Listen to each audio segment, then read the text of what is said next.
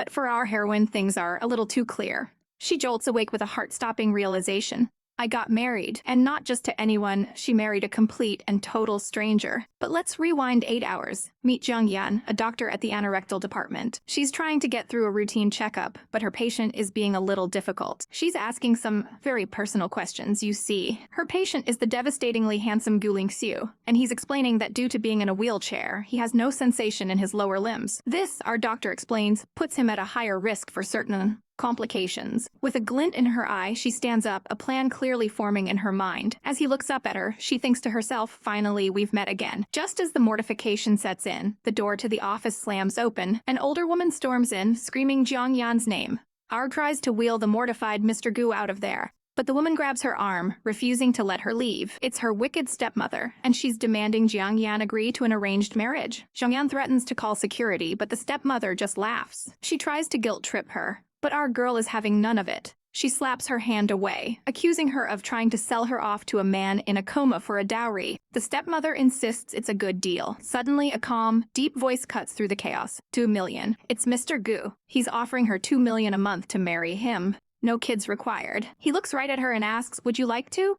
Our girl is stunned, a blush creeping up her neck. A handsome stranger offering her a mountain of cash? She's intrigued. Mr. Gu lays out the terms of his insane proposal. 2 million yuan a month. Housework, and her family won't be his problem. Seeing her chance, Jian flips the script. She leans in, explaining that she's also being forced into a marriage, so this is a win-win for both of them. Still, she's suspicious. The offer is too good to be true. Does this guy have some kind of weird fetish? He offers to draw up a contract where she can set all the terms. Our girl is practically swooning, but the moment is ruined by her stepmother, who storms back in, household booklet in hand. She shoves it at Jiang Yan, demanding she go register her marriage to the comatose man today. She even threatens her job at the hospital.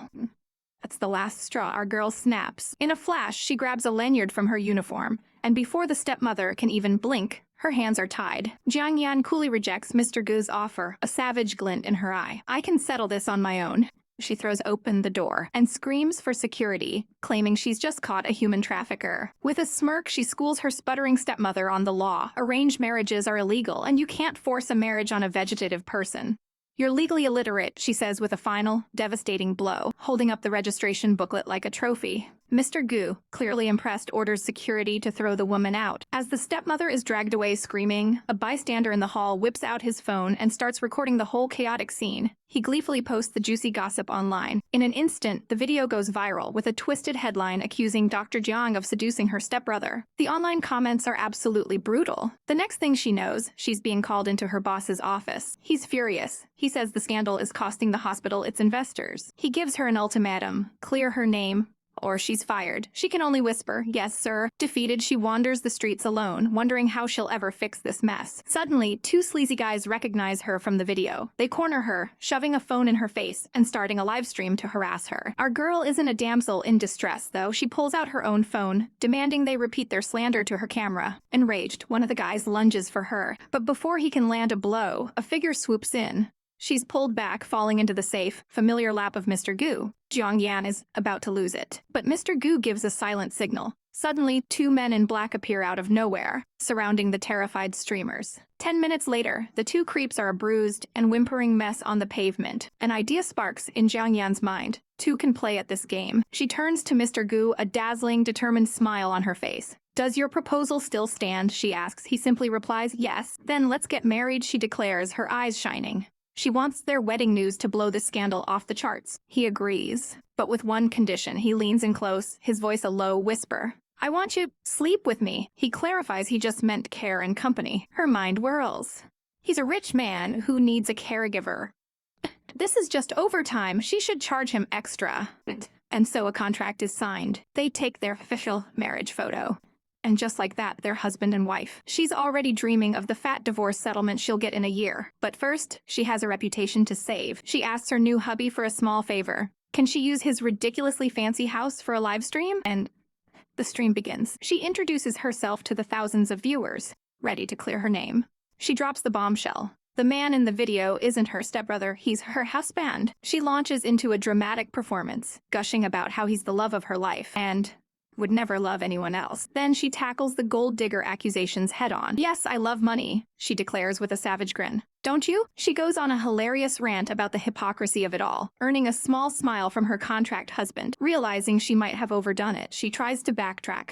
That's when Mr. Gu smoothly takes her hand. He joins the act, delivering an Oscar-worthy speech about how they're together for love and how she's the reason for all his success. Ark is floored by his improv skills. She knows she needs to cry to sell it, and luckily, she came prepared. She buries her face in his chest, letting out a convincing sob. But her acting trick backfires. A small white object flies out of her eye, a piece of onion, and lands with a soft splat right on his lap. The air freezes. She glances down at the unfortunate placement of the onion, realizing this is the third time she's accidentally groped him. Oh well, she thinks at least they're married, so it's legal perversion. The two of them are blushing furiously, and the live chat goes absolutely insane. The comments turn vicious, questioning if his legs even work and demanding he prove he's a man. She tries to shut them down, but the damage is done. The chat explodes, and then the impossible happens. Behind her, Gu Linxiu stands up. He calmly addresses the camera, explaining his legs were just injured. But as the world celebrates the miracle, a horrifying thought crashes down on Jiang Yan. If his legs work just fine, then his request for night companionship abruptly ends the stream. She whirls on him, her voice trembling. Gu Linxiu, that night companionship in the contract, did it mean actual sex? He says nothing, his silence a damning confirmation. This is fraud, she screams. Fraud, he asks, his voice dangerously low. He takes a step towards her, then another, backing her against the desk. He leans in, their faces inches apart, his eyes burning into hers. Tell me, he whispers. How did I deceive you? The lights go out, and in the darkness, he grabs her hand. We're already married, he murmurs, his voice sending shivers down her spine. He corners our girl, his voice a low command. How did I deceive you? She glares back, snapping that he already knows the answer. A tiny, infuriating smirk plays on his lips. Oh, this man is enjoying her panic. Relax, he says, pushing her away just enough to break the tension. It's not what you think. I'm not asking you to sleep with me. Sibling. It's just that I have insomnia. With the most devastatingly handsome, pleading eyes, he adds, I need you to be near me. And just like that, our poor heroine's brain short-circuits. He spots her luggage and his tone shifts to practical. You haven't even packed. I'll take you upstairs to get settled. But then his eyes land on her leg and his expression turns serious. Sit down first, let me see exactly where you got hurt. He actually kneels before her, gesturing for her to show him the injury. She points to the wound and, wait a minute. It's just a tiny little scrape. Our girl is baffled. If he'd waited 5 more minutes, it would have healed on its own. And here he is, Mr. CEO, in a whole wheelchair for a minor cut. Is he worried about ruining his dominant image by walking with a limp? The logic is not logicking. He leads her down a grand hallway. There are many rooms here, he explains, stopping at a large door. This is the master bedroom. He holds her suitcase, waiting for her to enter. Her heart starts to pound. She peeks inside and her jaw drops. It's a palace with a walk-in closet bigger than her old apartment. Her mind leaps to the spiciest conclusion. Don't tell me that tonight we're going... Her face is a chaotic masterpiece of blush and panic. He cuts through her racing thoughts. How about you take a bath first? The air is so thick with unspoken things you could cut it with a knife. The main bathroom is inside. I'll use the guest bathroom, he clarifies, and she quickly agrees, looking incredibly relieved. He wheels away with her suitcase as she heads for her much-needed shower. He pauses for a second, looking down at her luggage. He completely forgot to give her her things. Suddenly, a woman's voice calls out. Madam, I'm the housekeeper, Aunt Wang. Sir asked me to bring you some clothes. Wrapped in a towel, she cautiously opens the door. Come in. Aunt Wang hands her a beautifully wrapped box. This is what Sir asked me to deliver, she says with a knowing smile. Everything inside represents his feelings. The housekeeper leans in closer, practically bursting with gossip. In all these years, I've never seen Sir bring a woman home. You're the first. Our heroine is a flustered, confused mess. His feelings. After the housekeeper leaves, she's left alone with the mysterious package. She stares at the box, her heart thumping. Gu Linxiu, she whispers. This is his feelings? She opens it and her soul leaves her body. It's a box full of the most delicate, scandalous, and downright gorgeous lingerie. That pervert! She fumes, holding up a lacy piece. He said insomnia was a trap. He just wants my body. And he prepared so many styles. After a shower, she steps out into a pitch-black room and sees a silhouette on the bed. Why didn't you turn on the light? The figure just sits there hunched over in the darkness. He doesn't answer. A chill runs down her spine as she fumbles around, searching for the light switch. Suddenly, a hand clamps down on hers, and a strange voice whispers from right behind her. What a surprise! We're already married, and you don't recognize me with the lights off?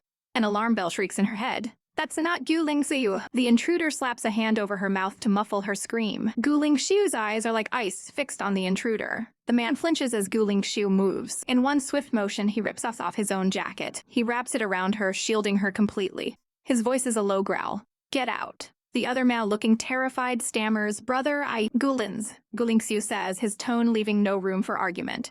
Said, get out. As the brother flees, Gu Linxiu scoops our trembling heroine into his arms and carries her to the bed. Even capitalists don't squeeze people this hard, she groans. Outside, Gu Linxiu's voice is frigid. I don't want to talk about the past. Watch what you say around her. His brother looks pathetic. I made Dad angry. Can I stay with you for a few days? It's the same old story, Gu Lins complains. He's been mad ever since you moved out. Gu Linxiu just sighs, defeated. Do what you want. Gu Lin's face darkens with resentment. He remembers a time before our heroine, when his brother was with another woman. He flashes back to a heartbreaking scene in the pouring rain, where the woman threw a ring at his brother's feet, ending everything. He finally understands. His brother has his love again. The next morning, our girl wakes up in a daze. The first thing she sees is Gu Linxiu, fresh from the shower. With water dripping down his chiseled abs, she practically swoons. She remembers him holding her in the night, whispering, "Don't leave me again, okay? Why does he get more attractive every time I see him?" She wonders just as the doorbell rings. It's a delivery for Gu Lin's. "There's a package for you," Gu Lin's announces, holding it up. "Want me to open it?" Her blood runs cold. "Is that thing I bought for Gu Linxiu?" She lunges for it. "No need." He smirks, holding it out of her reach. "What? Is it something I can't see?" She snaps. "Exactly. It's something for," she starts, but as they struggle, the bag tears open. Out tumbles an assortment of very interesting items. "Hunt training toys?"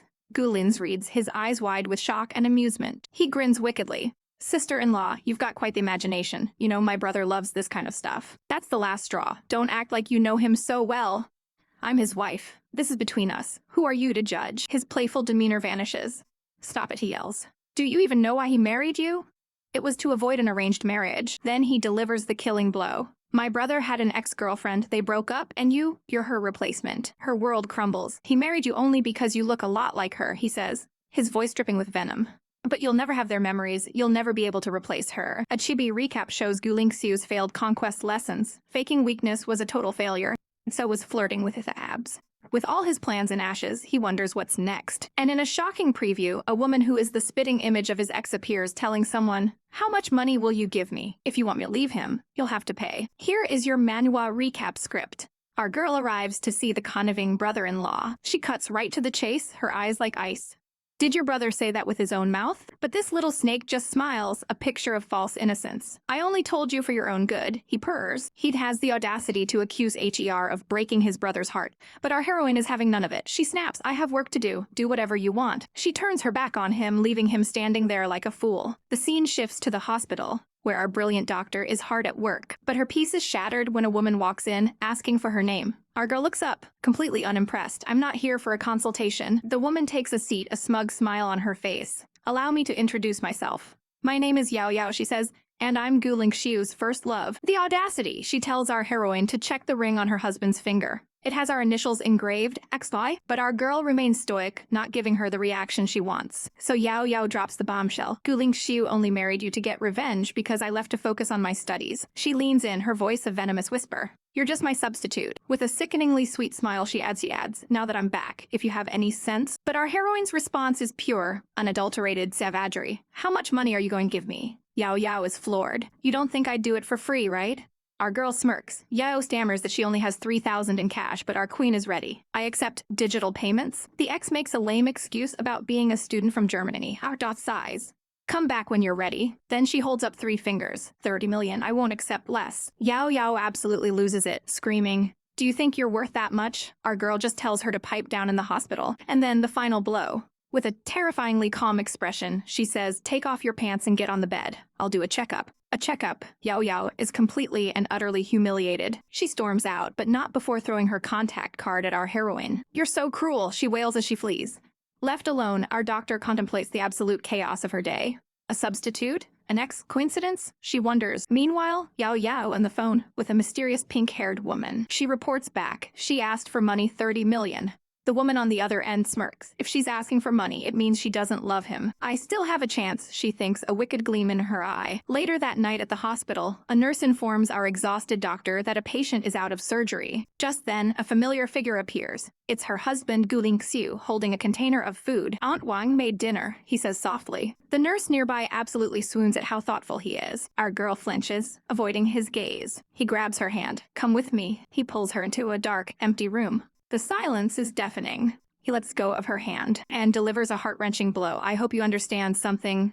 I don't want you interfering in my private life or personal relationships. We will get divorced. The words hang in the air, cold and final. He asks if something happened today, but she just denies it. She gathers herself, reminding him of their deal. We only have a contractual relationship. It's all about money, not feelings. She thinks to herself that she can't get emotionally involved, not after everything she's learned. Stand apart, a world between them. But then he shatters the silence. And if I want to talk about feelings with you, he moves closer, his eyes searching hers. What would you do? She freezes, her mind racing. He suddenly pulls her into a hug, his voice desperate. Don't hide. Answer my question. The air crackles with tension. He leans in, his confession a breath against her ear. If I said I liked you, and I want to win you over. But her mind flashes back to his manipulative brother grabbing her, claiming he was the one who fell for her first. Snapping back to the present, she shoves her husband away. If you insist on forcing me, then let's end the contract right now. He's stunned. A divorce. He knows the penalty is 3 times the original amount. Our girl panics internally at the thought of the money, but holds her ground, her voice steady. How can someone with a 36°C body temperature say something so cold? Mr. Gu wanting to pursue me is your personal decision, she says, her voice trembling slightly. But I also have the right to refuse. With that, she turns and walks out. I'm leaving first. Mr. Gu, suit yourself. He stands there, completely broken as the door slams shut. He's left alone in the echoing silence, defeated. He pulls out a bottle of sleeping pills, his hand shaking as he catches it. He collapses onto a sofa, replaying her voice, saying his name in his mind. He remembers a happier time, the sun on her face as she took his picture, telling him she was capturing the sunlight and him. The next morning, our girl returns home from her night shift. She asks the housekeeper, Aunt Wang, if Gu Linxiu is up. Aunt Wang explains that he came home but spent the night in the media room, which he only does when he can't sleep. Our heroine's heart sinks. She feels a pang of guilt, thinking maybe she was too harsh. She enters the room and spots the box from his brother. She'd forgotten all about it. Inside, she finds a red collar. Suddenly, a voice whispers from behind her. Why would you return it? It's the brother-in-law, Gu Linxiu, invading her space again. She whirls around and slaps him. He clutches his cheek, feigning heartbreak. She scoffs, I don't see you looking heartbroken. He grabs her wrist. That's because you don't understand my heart. I was the one who saw you first and fell for you. He then drops an absolute bombshell. My brother definitely didn't marry you with pure intentions. Divorce him and be with me. Our girl is disgusted. Is she just a pawn in their twisted game? I'll pretend I never heard that, she seethes, trying to leave. But he blocks her path, stalking towards her until her back is against the door. He kicks the box, sending the contents flying. Then he shoves her to the floor, pinning her down. Sis-in-law, he smirks. I know you're in a hurry, but you don't have to be this eager. Suddenly, the door swings open. It's Gu Linxiu. His voice is a blade of ice. Get out. Our girl stumbles to her feet. As his brother tries to walk past, Gu Linxiu grabs his arm, his grip like steel. He glares at Gu Lin's, his eyes burning with rage. I said get out. Once they're alone, he rushes to her side, cupping her face gently. Don't say things like that. He begs, his voice thick with emotion. Try liking me just a little, okay? Don't leave me. He leaves the room and she follows. I'm leaving too. Let's talk, he pleads, but she rips her arm away. There's nothing to talk about. We're just business partners, she cries, her exhaustion and anger boiling over. I'm not interested in teaching your adult brother a lesson, she says, drawing a firm line between them. Her eyes are cold as stone. Once the contract ends, let's never see each other again. His world shatters. For a moment, there is only silence. Then he lunges, grabbing her face, and crashing his lips against hers in a desperate, pleading kiss. He pulls back his forehead against hers. Don't say things like that. Please, whispers, try liking me, don't leave me. He touches the ring on his finger, and her mind flashes to Yao Yao's words. Do you really like me? She asks, her voice shaking. Or is it just because I resemble your ex, Yao Yao? He's bewildered. Yao Yao, she was just an arranged engagement. But she presses on, accusing him about the ring with their initials. Why would you engrave your initials if you weren't dating? He finally understands. This ring has nothing to do with her, he explains patiently. By that logic, coordinate axes are also XY, and even our names together spell XY. Ling, Zhang. Her eyes widen in shock. It means nothing, he says, but his next words mean everything. You're not anyone's substitute. He takes the ring off. If it bothers you, I can give it to you. It doesn't really fit anyway. Then he pulls out a small box, then try this one. He opens it to reveal a pair of simple, elegant wedding bands. Our wedding ring is utterly speechless. Want me to put it on for you? He asks softly. He slides the ring onto her finger. It's a perfect fit. He then places the other ring, his ring, into her open palm. When you're ready to accept me, he says, pulling her into a gentle embrace. Then wear it. Later, our girl sits by the window, staring at the ring on her finger. She's made a decision. She meets with Yao again. Yao slides a card across the table. There's 3 million on this card. Leave Brother Linxiu, she demands. Our heroine just chuckles. I wonder, is this money from you or from Gu Lin's? Yao panics, sputtering denials. Our girl shuts her down. I don't care what you two are planning. Stop messing with my life. Yao snaps back. You and Linxiu aren't even truly married, but our heroine is ready. She calmly slips on the wedding ring he gave her. Well, looks like I need to start acting like a loving wife in front of outsiders, too. She scoffs. A rushed wedding. It was because he couldn't wait to marry me. She leans in, delivering the final, devastating blow. Your dear Linxiu was holding me and kissed my lips so hard they swelled. Do I need to describe just how intense our night was? Just as Yao is left gaping like a fish, a deep voice says his own name. Brother Linxiu, it's Gu Linxiu. He's standing right behind her. He heard everything. Our girl freezes in absolute horror. In a flash forward, we see the sweet aftermath. He's holding her close, and she's worried he'll catch a cold. He whispers a tempting offer. Want to take a shower together? He takes her hand, and with a smile, she agrees. Sure. Here is your GO8 manhua recap. A flashback hits us like a ton of bricks. Our girl looks up in shock, asking, why are you here? As she remembers a happier, more carefree time, she recalls his hand. With that simple, elegant ring holding hers, he looks down at her with the softest gaze imaginable, whispering, it's raining, I'll take you home. And the memory is savage. A chibi flashback shows the annoying rival Yao begging him for a ride home, but he shuts her down cold. Sorry, there's no room. Then he turns to our heroine, all smiles, and declares, let's gwife. Back in the present, the memory makes her blush furiously as he holds her hand. He leans in, a smirk playing on his lips. After all, last night Our girl's face turns beet red. He heard her. He heard the ridiculous story she made up. He continues, his voice a low rumble. Besides, you're wearing the ring. He steps closer, making it clear he's accepted his role as her husband.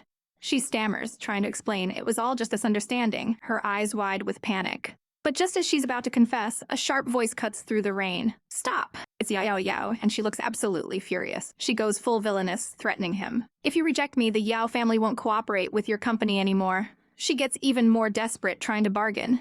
If you like her appearance I can change, I'll wear a wig. She sneers, insisting our girl can't offer him the support his family can, while he just stands there, unmoved, holding our heroine's hand. Finally, his voice dripping with ice. I don't merely like her appearance, I don't need anyone to imitate her. Boom. He drops the mic, adding that he doesn't need her family's help to deal with his father. He turns his back on her, pulling our girl away.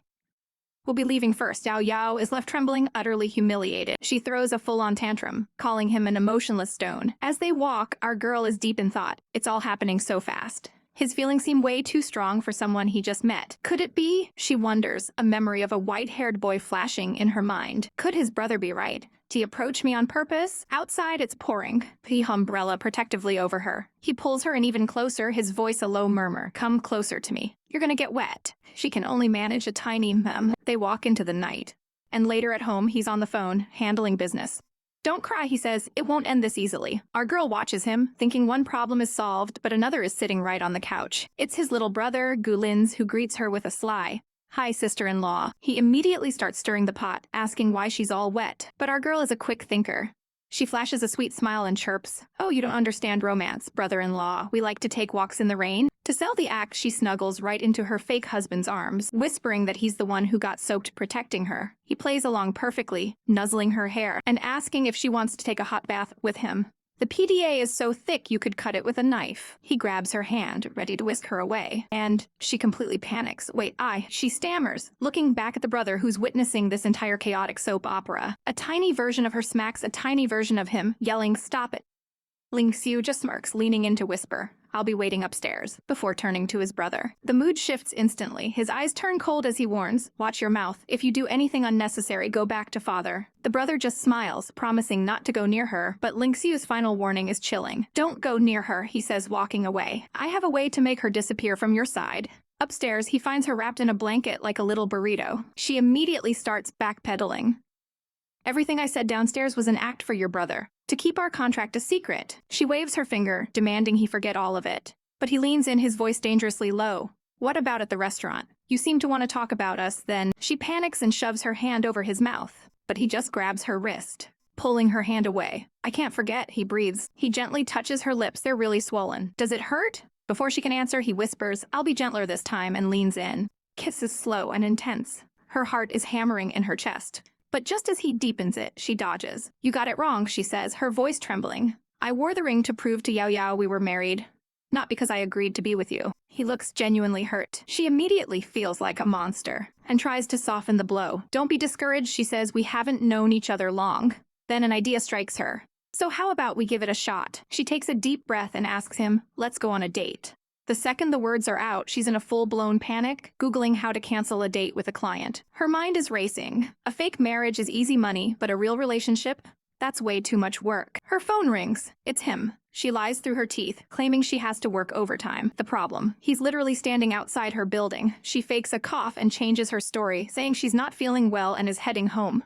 In a final moment of chaos, she blurts out, "Come pick me up, I'll just take the bus." She hangs up and starts walking, feeling the weight of her lies. Suddenly, she gets a creepy feeling. A figure steps out from the shadows, and her eyes widen in fear. But it's not a stranger. It's a handsome young man with a bright, familiar smile. "Sis, it's me," he says, pulling her into a tight hug. "I'm back." Later, she's catching up with the boy, Jiang Yan. He just heard about her family troubles and feels terrible for not being there. She reassures him she's handled everything, which leads to the inevitable question. "You got married?" He's horrified, thinking she married some guy just to fix her problems. So she tells another lie, one that might just be the most dangerous yet. "Of course not."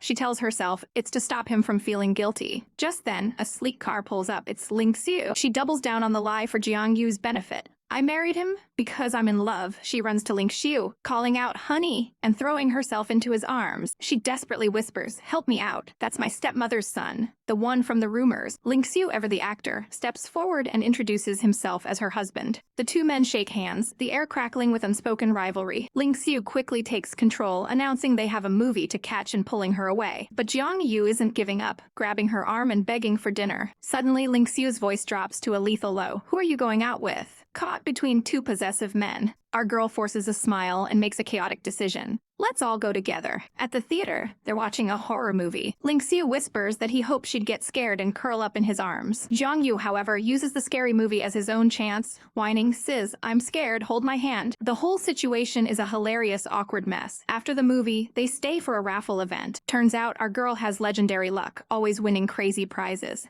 The host calls out her seat number. But Jiang Yu is sitting there, so he's the one who gets called up. The prize? A massive bouquet of red roses. He beams and turns to give them to her. But Linxiu intercepts him, snatching the flowers away. "The roses," he says, his voice pure ice.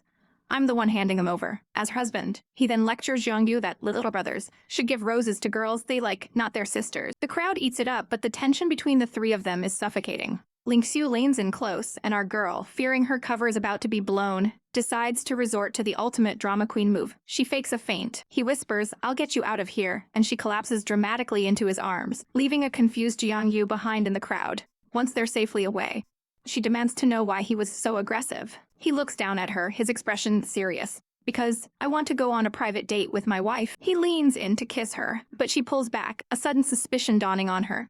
"Was that raffle prepared by you?" He looks away and she presses him. "Did you know me before?" He finally admits it. "Yes, today's event was organized by me." Before she can process this bombshell, his phone rings. It's work. She has to go in for an emergency surgery, cutting their date short. He's completely understanding and drives her to the hospital. Hours later, she finishes the surgery, exhausted. A nurse stops her, holding a food container. "Your husband left this for you. He waited a long time." Touched by his thoughtfulness, she smiles faintly. She decides to walk home alone, not wanting to bother him. But empty street feels wrong. She gets the chilling feeling that she's being watched. Stops, her heart pounding. A glint of metal flashes in the dark. Suddenly, a figure lunges from the shadows, a knife raised high. "You bitch, die!" Here we go again, diving headfirst into the chaos. Our poor heroine is just trying to live her life when suddenly she's grabbed from behind. She pleads with the man, thinking he's made a mistake, but his voice is icy as he snarls. "You are the one to kill." A terrifying blade flashes in the night, and she desperately grabs his wrist, her heart pounding in her chest.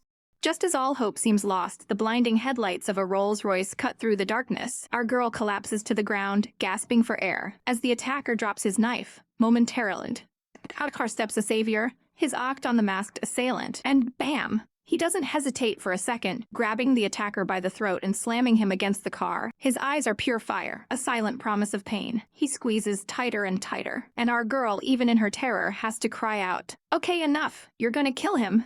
The man collapses unconscious, a bloody mess on the pavement. Her savior rushes to her side, calling her name, Gu Linxiu. He pulls her into a tight, protective embrace, whispering, "Don't be scared." He holds her close, promising her it's okay now. "I won't let anybody hurt you," he murmurs, his voice trembling slightly. But she looks up at him, noticing his own fear. "How is it," she thinks, "that you seem to be more scared than I am?" His gaze hardens as he looks back at the downed attacker. He walks over and delivers a savage kick right to the man's leg, sneering, "Looks like your leg is healed already." His voice drops to a lethal whisper. "Guess I didn't cut you deep enough before." She realizes with a jolt he was the one who injured the man's leg in the first place. She confirms it with him, and he simply answers, "Yes." Seeing the blood on his coat, she panics. "You got hurt. I need to get you to the hospital right now." When she asks about the attacker, he just drapes his coat over her shoulders, coolly stating, "My men can handle him." He gently leads her to the car. He tells her not to worry, promising he won't let her get any scars for any inconvenience you might go through because of this. He says with deadly seriousness, "I will deal with it." She's confused. Deal with it? How? And oh boy, his idea of dealing with it is he'll take responsibility for everything she can't do with her injured hand. For example, brushing her teeth, putting on her clothes, and even helping her in the shower. She absolutely loses it, shouting, No need for the shower. Let's just go to the hospital." The hospital. They finally drive off, leaving the goon to his fate. And what a fate it is. This is the help of the rich and powerful. Our girl wakes up to find her hands perfectly bandaged, and an entire team of maids helping her get ready. Is this the power of money? She wonders, a little dazed. Still, she can't help but feel a little sad that Gu Linxiu isn't helping her himself. At breakfast, he's feeding her a dumpling. She grumbles internally that he doesn't need to do it himself. Out loud, she tells him, "You don't have to be so responsible for me. You don't want to act in front of your brother." His brother, Gu Lins, just watches them with a small smile. Our girl, ever the actress, immediately switches gears, cooing over how delicious the dumpling is. Gu Linza remarks on how enviable their relationship is. She lays it on thick, declaring that his brother is everything to her. Gu Linxiu then announces he's heading to the company, telling her to rest and maybe read in the study room. He gently wipes her mouth. As he mentions the study room, his brother chimes in. "It's very close to the audio-visual room," he adds with a sly look. Gu Linxiu's man politely informs her the study room is open and easy to find. She thanks him and heads down the long, elegant hallway. Spotting the door, she wonders if that's the room. She reaches for the handle, her curiosity piqued. She peeks inside and sees Gu Lin's already there. As if waiting for her, she steps inside. A strange feeling over her. Her eyes are in shock. The walls are covered in pictures. So many pictures. And as she looks closer, a horrifying realization dawns on her. It's all me. From the shadows, Gu Linxiu knows. She found out about it. And our girl knows too. It was obvious that Gu Lin's had led me to the audio-visual room. She wonders if this is another misunderstanding. But a cold dread settles in her heart. She knows she has to find her senior for clarification. Meanwhile, Gu Linxiu is dealing with the attacker in a dark warehouse. "Didn't I warn you? Stay away from her," he says, his voice dangerously low. The beaten man spits back, "Why don't you report me to the police?" He laughs maniacally, knowing no one knows the shady things Gu Linxiu does. "Especially that bitch." But Gu Linxiu cuts him off. "Don't take my kindness for granted. I have 1,000 ways to make your life than death." He leans close, his threat a venomous whisper. "If you don't want to be like your son, don't let me see you again." Back in the stalker room, our heroine's blood runs cold. She sees photos of herself from university all the way until last week. Gu Linxiu has been stalking me. The thought is terrifying. Then her eyes land on another board. It's filled with photos of men, all marked with a giant red X. Men who have been around me? She recognizes one of them, her senior. Gu Linxiu, what has he done to them? She wonders just as a voice calls out, "Bro, you're back." It's the brothers, back from the office. Gu Lin's notes that she went into the study room but hasn't come out yet. Maybe she's fallen asleep inside? He suggests, a smirk playing on his lips. Gu Linxiu's face is a mask of stone as he walks towards the door. "Is she there?" Gu Lin's asks, feigning innocence. Gu Linxiu throws the door open with a loud bang. Striding into the room, he calls out her name, his expression unreadable. She steps out from behind a shelf, forcing a smile. "You came back early today." Gu Lin pops his head in. "Oh, my sister-in-law is here." She plays it cool, asking if they were looking for her. Gu Linxiu closes the door, his eyes searching hers. "What have you been doing today?" he asks, his hand gently touching her face. She lies, saying she was tired and took a nap, leaning into his touch. But he knows. He knows thing. She saw it, he thinks. And she knows he knows. It was obvious Gu Lin's led me here, she thinks, her mind racing. Is it a misunderstanding like last time? She closes her eyes, determined. I need to go look for my senior and find out. She arrives at her senior's new, beautiful coffee shop. He serves her a coffee with impressive latte art, proudly asking if his skills have improved. She compliments his work, mentioning this is her first time at his new cafe. She asks why he moved, since his old place was always so busy. He just smiles, saying he saved up enough to open a bigger store. Then he gets to the point. You haven't seen me for so long. You come to ask me something? She pulls out her phone, showing him a picture of Gu Linxiu. Have you ever seen this man? He glances at it and lies through his teeth. Not that I recall. Is he an old customer? He quickly makes an excuse about cleaning a table. She plays along, saying she won't bother him then. But as she sits there, her smile fades. She pulls out her phone and calls Mr. Gu. Back at his office, Gu Linxiu sees her calling. But it's not his phone ringing. It's his brother Gu Lin's on his computer screen taking her call. He's at the cafe. Hello, Mr. Gu, you said I should call if Jiang Yan came to find me, Lin says. Yes. Linxiu asks. I said I don't know you and she believed me. She left already? I suppose there's no problem, right? Linz asks, but then a voice behind him says, Gotcha! He whips around in shock. It's our girl. She was hiding the whole time. She puts a finger to her lips with a triumphant smirk. The confrontation is immediate. She finds Gu Linxiu at the now-closed cafe. He's already there, waiting. But everything I needed to know, I already know now. He stands up, approaching her, asking if they can go, but she's not having it. She smacks his hand away. You think I still dare go back with you? She stands up, fury in her eyes. Not only did you follow me, you even threatened the people around me, telling them not to get close to me. He asks quietly, Is that what he told you? She stammers, unsure, and he presses. Why are you looking at him? She whirls back to him. Are you saying you didn't do those things? Gu Lin's, the snake, steps in. Jian Yan, he's trying to provoke you, to make you defend him. He claims all he did was give him money to move his shop. Then he drops the bomb. Do you remember Sun Ming, who used to work part-time at my cafe?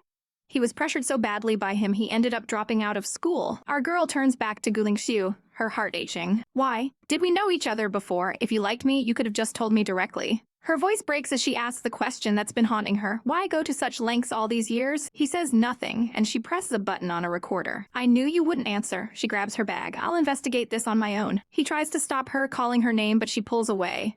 I've never meant you any harm, he pleads. But you threaten the people around me, she retorts, her back to him. She walks towards the door, delivering her final blow. If something like this happens again, I won't let it slide. Don't follow me more. He's left standing alone, heartbroken. True to her word, she goes to a rundown apartment building. She finds the door she's looking for and knocks, asking if this is Sun Ming's home. The door creaks open, revealing a grim-looking older man. She recognizes him instantly. She introduces herself as Sun Ming's classmate and asks if he's home. The man, Sun Ming's father, stares at her blankly. He tells her his son just stepped out, but she can come in and wait. She agrees, a little hesitant. She steps into the dark, messy apartment.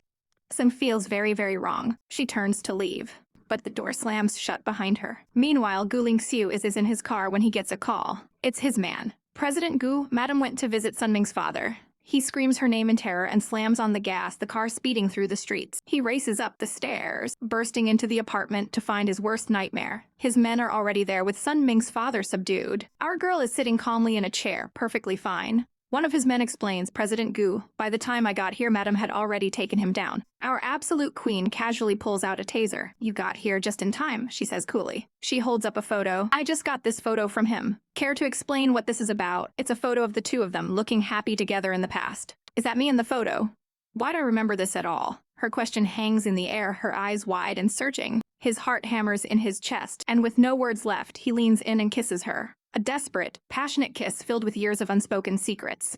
All right, let's dive right back into the chaos. Our girl confronts the man who claims to be her boyfriend, demanding answers. Why don't I have any memory of this? Gu Linxiu just looks down, his silence speaking volumes. Just then, his men drag in a gagged and bound culprit. The subordinate is all apologies, but Jiang Yan cuts him off. No need. I actually have something to ask him. Linxiu, ever the cool-headed CEO, dismisses his man. Go out and call the police. As the door clicks shut, he says he's letting the man go so they can have a proper chat. Our girl wastes no time, ripping the tape from the man's mouth. She accuses him of investigating them, of trying to kill them, but the man absolutely explodes, screaming that it's just the murderer. You shameless little tramp! You killed my son! The name he yells sends a chill down her spine. Son is dead. The man is losing it, pointing a shaking finger at her. Bullshit, it was you. He claims his son was just messing around with some girl and wouldn't be dead if she hadn't reported him. That's when Linxiu steps in, his voice dripping with ice. Get your facts straight.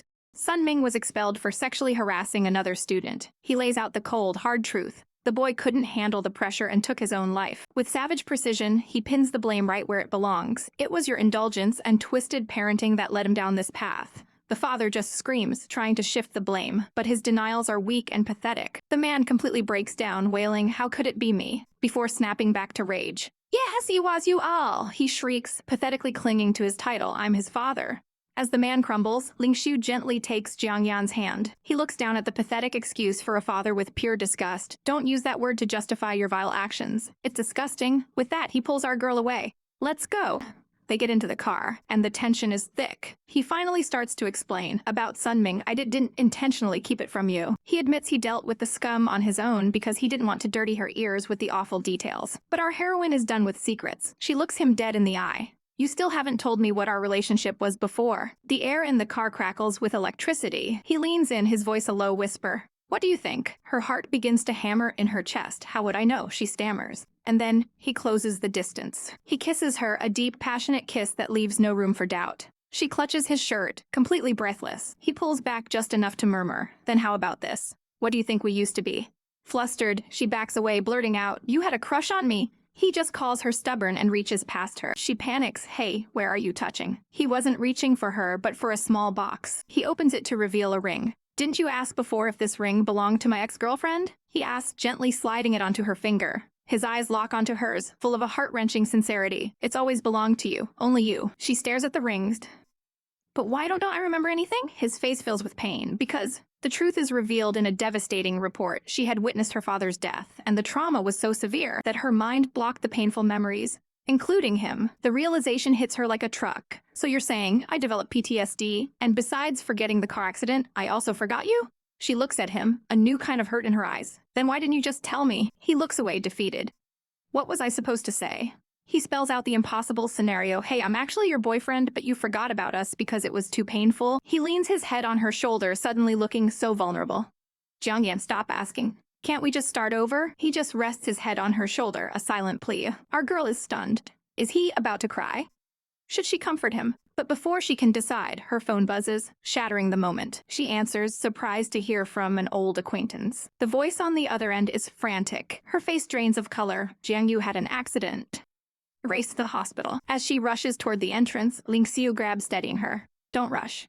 Walk slowly." She stops and turns to him, her mind a whirlwind. She looks him in the eye and lays down a new rule. "Let's just let the past go. From now on, don't ever lie to me or keep things from me again." He doesn't hesitate, okay? A small, hopeful smile touches his lips. "As long as you're willing to stay by my side forever." But, of course, his phone rings. He answers, his voice clipped. "Make it quick." A chilling voice replies from the other end. "She knows I want to see you." Later, he pulls her close for a kiss, whispering that he sent his brother away. "Tonight, it's just the two of us." She blushes, her mind racing at the implication. But back at the hospital, chaos erupts. Jian bursts into her brother's room to find him surrounded by a horde of reporters with flashing cameras. They immediately swarm her, peppering her with invasive questions. Her wicked stepmother swoops in, pretending to be a concerned parent. But our girl isn't having it. She calls them out for turning a hospital room into a press conference. The stepmom immediately starts the waterworks, playing the poor, grieving widow left with a mountain of debt. The words "it hasn't been easy" make Jiang Yan's blood run cold. A horrifying flashback hits her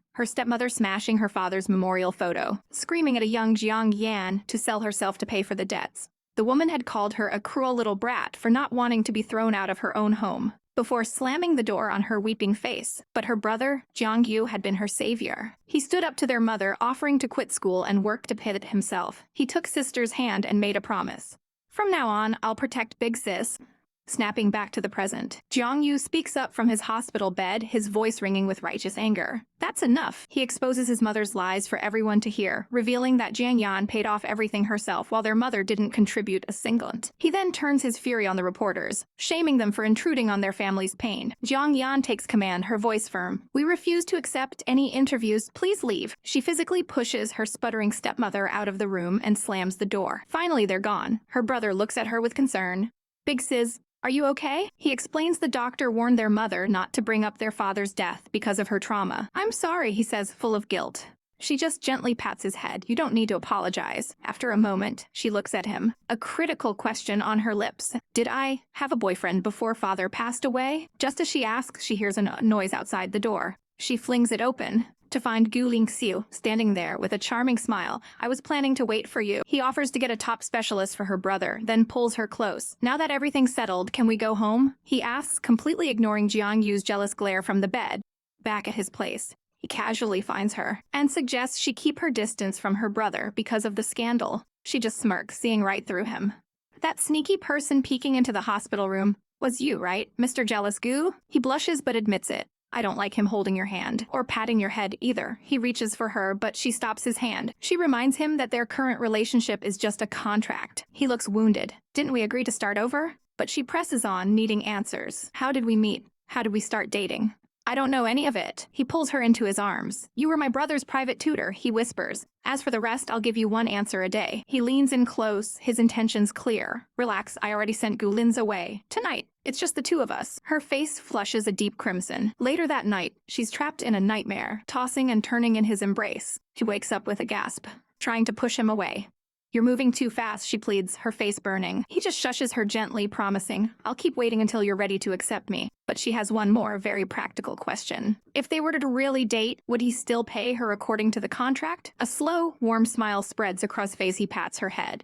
I'd pay you more, not less. Everything I have belongs to you. His words hit her right in the heart. He knows about her insecurities, about her struggles with debt. Her resolve begins to crumble. Can I really accept him? A forgotten memory flickers to life. Her, as a young tutor, sneaking glances at him while he worked with his camera. But the sweet memory is tainted by a cruel voice, mocking her for being the driver's daughter and daring to dream of being with her master. The memory shifts again. It's her father bursting in and dragging her away from Linxiu. His face contorted in terror. He'll be the death of you. He had screamed. He'll get both of us killed. She wakes up with a start, struggling against the arms holding her tight, but then stops. Forget it, she thinks, and snuggles closer into his embrace. Across the bed, Linxiu's eyes flutter open. He was awake the whole time. Meanwhile, in another part of the mansion, a sickening scene is playing out. Gu Lin's is being brutally whipped by his own father for failing to get rid of that woman. The whip snaps, and the monster dismisses his son. Go crawl back to your brother. Lin staggers away, broken and alone in the vast empty hall, wondering why he was even born. Suddenly, his brother appears like an apparition,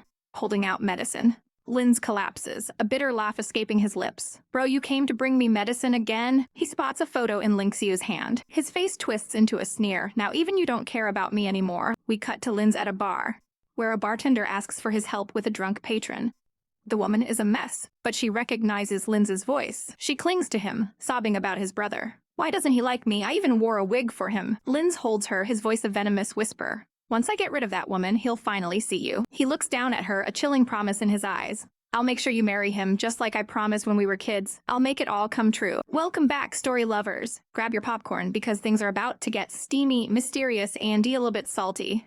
Our girl is in the kitchen, a domestic goddess in a criminally adorable cat apron, whipping up some soup. But her quiet morning is interrupted when a pair of strong arms wrap around her waist. It's our resident CEO getting a little handsy and asking why she's up so early. He sees the soup and asks if it's for Jiang Yu. When she says yes, his whole face just falls. The disappointment is practically a physical presence in the room. Our poor girl takes pity on him, offering up a spoonful for him to try. She gives him a warm, gentle smile as he leans in for a taste. He takes a sip and declares, it's missing something. And what is it missing, you ask? Apparently, it's missing being entirely for him. She immediately calls him out on his little act.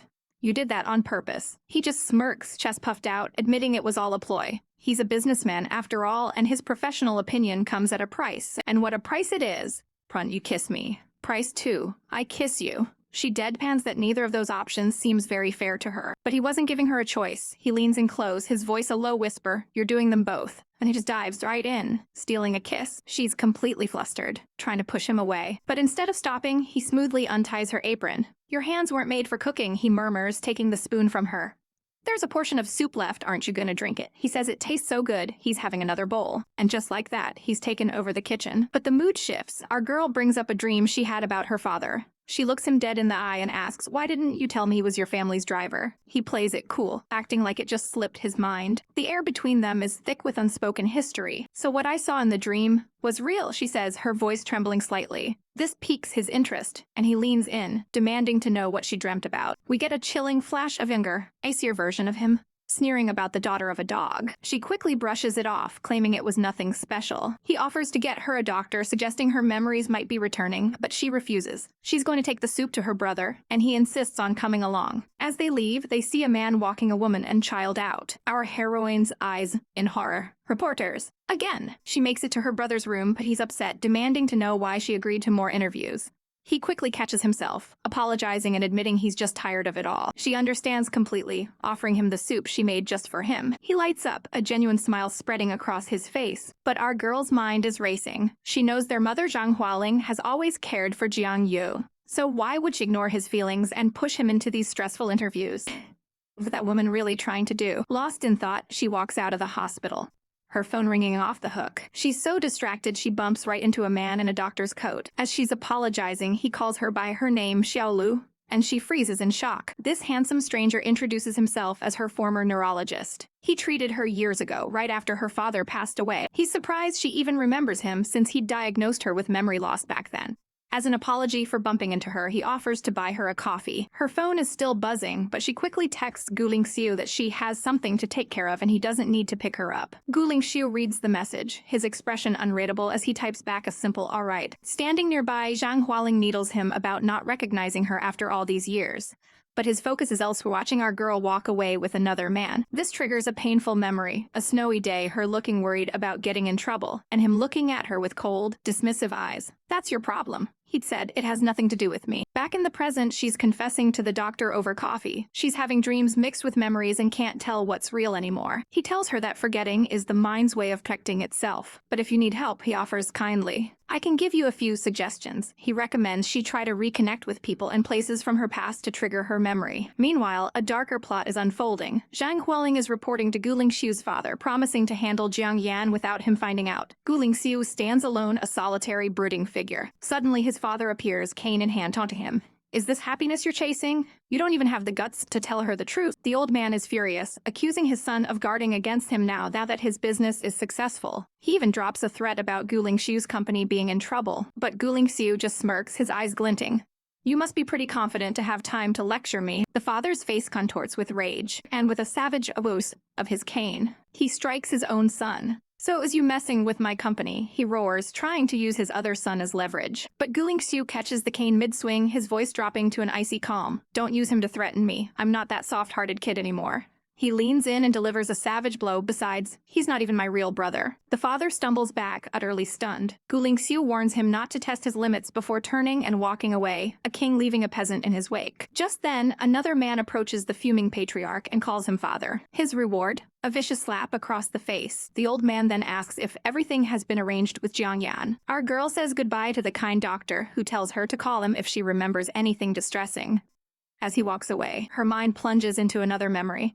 She's a high school student, the perfect student Jiang Yan. A bully confronts her in the snow, sneering about what a perfect student could possibly teach her. The taunts get personal, accusing her of flirting and sucking up to teachers. Jiang Yan isn't having it, telling the bully to stop. For her defiance, she's shoved hard into the snow. But our girl is a firecracker. She leaps up and tackles the bully, who shrieks for help. In the middle of the chaos, a calm voice says her name, and someone gently places an earbud in her ear. The entire brawl is being recorded on camera. And who's the cameraman? None other than a young Gu Linxiu. She staggers toward him, demanding he delete the photo, terrified it'll get her in trouble and ruin her record. He just scoffs. She pleads with him, but he repeats the same cold words from her dream. "That's your problem. It has nothing to do with me." The memory fades, and we see her dozing in a car, her head resting on Gu Linxiu's shoulder. Her heart hammers in her chest as she wakes up, trying to pull away. In another timeline, we see the depths of his obsession. He stares at a bottle of sleeping pills, thinking it doesn't matter if she's telling the truth or lies. All that matters is that she came back to him.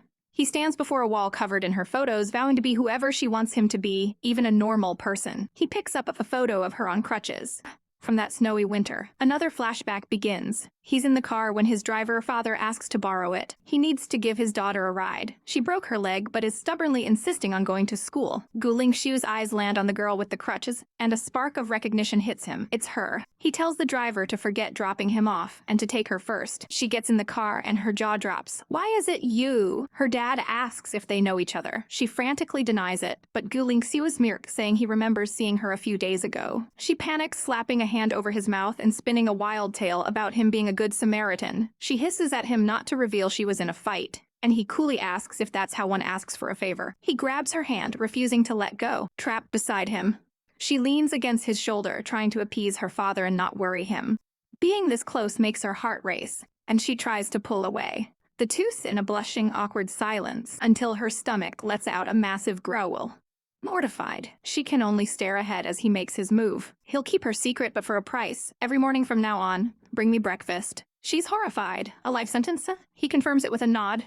Life sentence. She gets out of the car and calls out his full name, Gu Linxiu. Plays dumb. Didn't you say you didn't know my name? He gives her a look that's pure trouble. Now you know it. Don't forget my breakfast. The next day she arrives with breakfast, stinky chive pockets served with a wicked smile. When he refuses them, she just shrugs and starts eating them herself with gusto. He watches, a ghost of a smile on his face, before raising his camera and capturing the moment forever. Back in the present, he holds that very photo. It's late, and he tries calling her, but the phone rings and rings. Where is our girl? She's at a class reunion in a shady-looking bar, and who is pouring her a drink, claiming to know something about Gu Linxiu? It's Wang Xin, her high school bully. He raises his glass in a toast, and she looks incredibly uncomfortable. This can't be good. The scene snaps to another memory, her standing outside a police station, asking a furious Gu Linxiu, "So why are you angry?" Oh, the drama! What secrets will be spilled? We'll find out in the next recap. Alright, let's dive right back into the chaos. Our girl is at a reunion that's feeling more like an ambush. The guy across from her, Jiang Yan's friend, sneers, refusing the wine she poured. He accuses her of setting this whole thing up. She's still the same scheming woman she always was. He even brings up the fact she hit him for the absolute nerve. Suddenly, a woman's shriek cuts through the air. "Honey!" The man's head whips around. Out the room. A horrifying scene is unfolding. His wife is being assaulted by another man, the disgusting Jiang Yan himself. She screams, calling him an old pervert, and her husband completely loses it. He lunges forward, grabbing the creep's arm. But our girl Jiang Yan, that name Jiang Yan hits her like a physical blow. A traumatic memory floods her mind, dragging her back to her school days. A younger, more monstrous Jiang Yan, his face twisted in a cruel smirk as he terrorized her. The memory vivid, so painful, it leaves her frozen in place, her eyes wide with horror. Someone recognizes our girl, calling out her name, Yao Yao. Bystanders gawk at the drama, whispering amongst themselves. Seeing her chance to escape, Jiang Yan starts to back away. Her pregnant friend asks if she's leaving. But just as the pervert Jiang Yan is about to retaliate, a hand slices through the air. Hutua's whack, a savage slap sends his head spinning. And who is our knight in shining armor? None other than Gu Linxiu, his face pure ice. Jiang Yan is stunned. His wife is speechless, and Jiang Yan can only stare. The wife then rounds on, hurrying. "What are you standing there for?" Gu Linxiu doesn't stop there. He lays into Jiang Yan, and the wife can only scream for him to stop hitting her husband. Next thing you know, they're all at the police station. Awkward. The wife surprisingly turns to Jiang Yan. "I thought you'd just stand by and do nothing," she admits, before asking how she just happened to be there. Before Jiang Yan can answer, a man walks in and the wife's face lights up. "Gulins," she launches herself at him in a dramatic pounce. She spins a sob story about a creep harassing her, conveniently leaving out the part where she was trying to set up Jiang Yan. She admits she tailed our girl to the KTV. Her friend, Wang Xin, puts two and two together, realizing the original plan was for Gu Linxiu to be beaten up, but Gu Linxiu intervened instead. Jiang Yan finally understands the whole chaotic setup. Just then, the door opens, and in walks the man of the hour, Gu Linxiu, looking like a storm cloud about to break. He strides past everyone, without a word, stopping right in front of Jiang Yan. She looks up at his thunderous expression. Are you angry?" she asks tentatively. She tries to play it cool, pointing to her hand. "Don't worry, I studied medicine. I know exactly what hit so it hurts more, but the medical report will only show minor injuries." But he is not amused. He just stares at her with an icy glare. He closes his eyes, trying to regain his composure. "Get it," he clips out. "It's all been handled. Let's go," he says, grabbing her bag. But as he turns to leave, she can't let it go. "Gu Linxiu," she calls out. "So why are you angry?" He halts in his tracks. "Aren't you gonna say anything?" She presses. That does it. He whirls around, his voice laced with fury. He tells her he pulled back her bodyguards because she asked, and the moment he did, she ran headfirst into danger. He couldn't reach her, couldn't find her, and only found out she was at a police station. He points to her hand, freshly scraped. "Do you even understand what I'm really worried about?" he demands. To shut him up, she does the only logical thing. She grabs his collar and pulls him into a heart-stopping kiss. He pulls back, his anger still simmering. "What if I'm still mad?" he murmurs, his eyes dark. "Don't push your luck." He leans in close, his voice a low growl. "I'm mad too. You lied to me again." He looks deep into her eyes. "You remember, don't you?" The scene shifts to a flashback of their school days. He remembers her being a cold little rich girl, turning people away. But then he remembers another time, a time she stood up for him. It was a school trip. Some students had snuck off and Jiang Yan, the class rep, went to find them. She found them by the pool, drinking. They mock her for being a teacher's pet. She turns to leave, but Jiang Heng stops her, demanding she have a drink with them. When she refuses, they grab her and force the wine down her throat. Her head spins. There was something in that drink. She struggles as Jiang Heng leans in, his intentions clear. They shove her, and she's kicked straight into the pool. As she sinks, the last thing she sees is Gu Linxiu, who dives in after her. He swims desperately towards her unconscious form, gives her air underwater. Back in the present, the memory hangs between them. She pokes his chest playfully. "I can swim. I just needed to clear my head. You didn't have to jump in." His expression softens, becoming impossibly tender. "Because it was you," he confesses. "I always thought you hated me. I just needed an excuse to see you." "So when did you start liking me?" she asks, her heart fluttering. He just gives her a sly smirk. "Not telling you." From a distance, Gu Lin's and his girlfriend watch the intimate moment unfold. He gently covers her eyes. "Stop looking," he says softly, telling her it's pointless. No one can come between them. Later that night, Gu Linxiu is trapped in a nightmare. He's back in the water, watching her sing from him.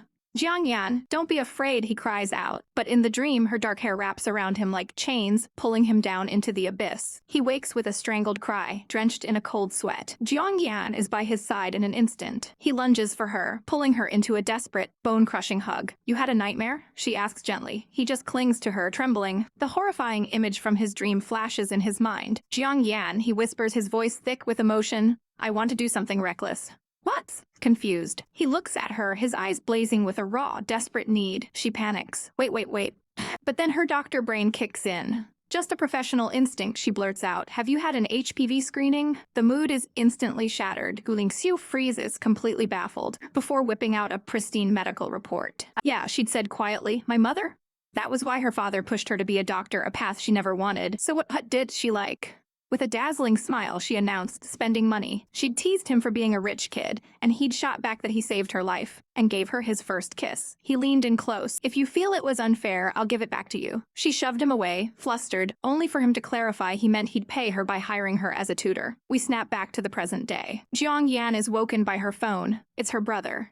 Dazed and covered in love bites, she answers. He tells her he found out something shocking. She and Gu Linxiu used to date, and their father was violently against it. Suddenly, a sleepy Gu Linxiu wraps his arms around her from behind. "Who's calling?" He murmurs, "Don't answer it, okay?" But on the other end, her brother keeps talking, explaining their father, the entire Gu family, was psychos. The call is cut short. His mother has snatched the phone. She tells him the hospital transfer is arranged and they're leaving the country. He is forbidden from contacting Jiang Yan again. He protests, but his mother gives him a brutal reality check. His leg injury is severe. If he doesn't get proper treatment, he may never stand again. The devastating truth sinks in. His mother explains her plan to use the media to squeeze more money out of the situation. He worries about his sister, but his mother scoffs, accusing him of having romantic feelings for her. She reminds him of a past tragedy, warning him that anyone who gets involved with the Gu family meets a terrible end.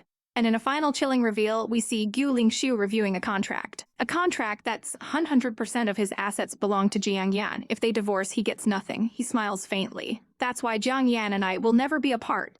All right, let's dive right back into this roller coaster. Our girl is trying to make a call, but it's not going through. She turns to her husband, a worried look on her face. "Jiang Yu's off," she says. "I'm going to the hospital to see him," but he just brushes it off, saying the battery probably died. He pulls her close. His a low whisper. "Can you give me your time today?" He's already had dresses brought to the house for her to choose from. He wants her to accompany him to a birthday party tonight. She's taken aback by the suddenness of it all. He explains he didn't want to tell her before, but some people are always ready to stir up trouble.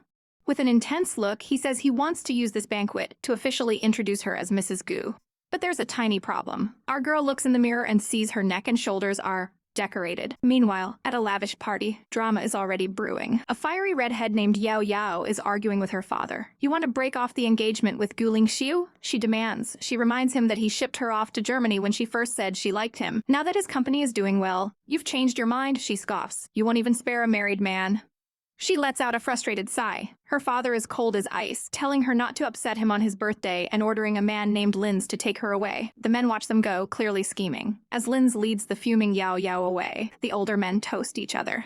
They comment on how Linz, being illegitimate, was never a good match for Yao Yast, but now things have changed. They wonder aloud when Gu Linxiu will finally arrive. And speak of the devil, the doors swing open. In walk our breathtaking couple, turning every head in the room. Mr. Yao, the host, squints. "Is that the woman, the one Gu Linxiu married?" Gu Linxiu greets him coolly. "Uncle Yao, happy birthday. This is my wife, Jiang Yan." Our girl offers a polite greeting. Mr. Yao gives a condescending smirk. "No wonder you got married without a word," he says, then delivers a low blow. "I heard you're a proctologist at a private hospital." He offers to invest in her hospital if she changes tweener department.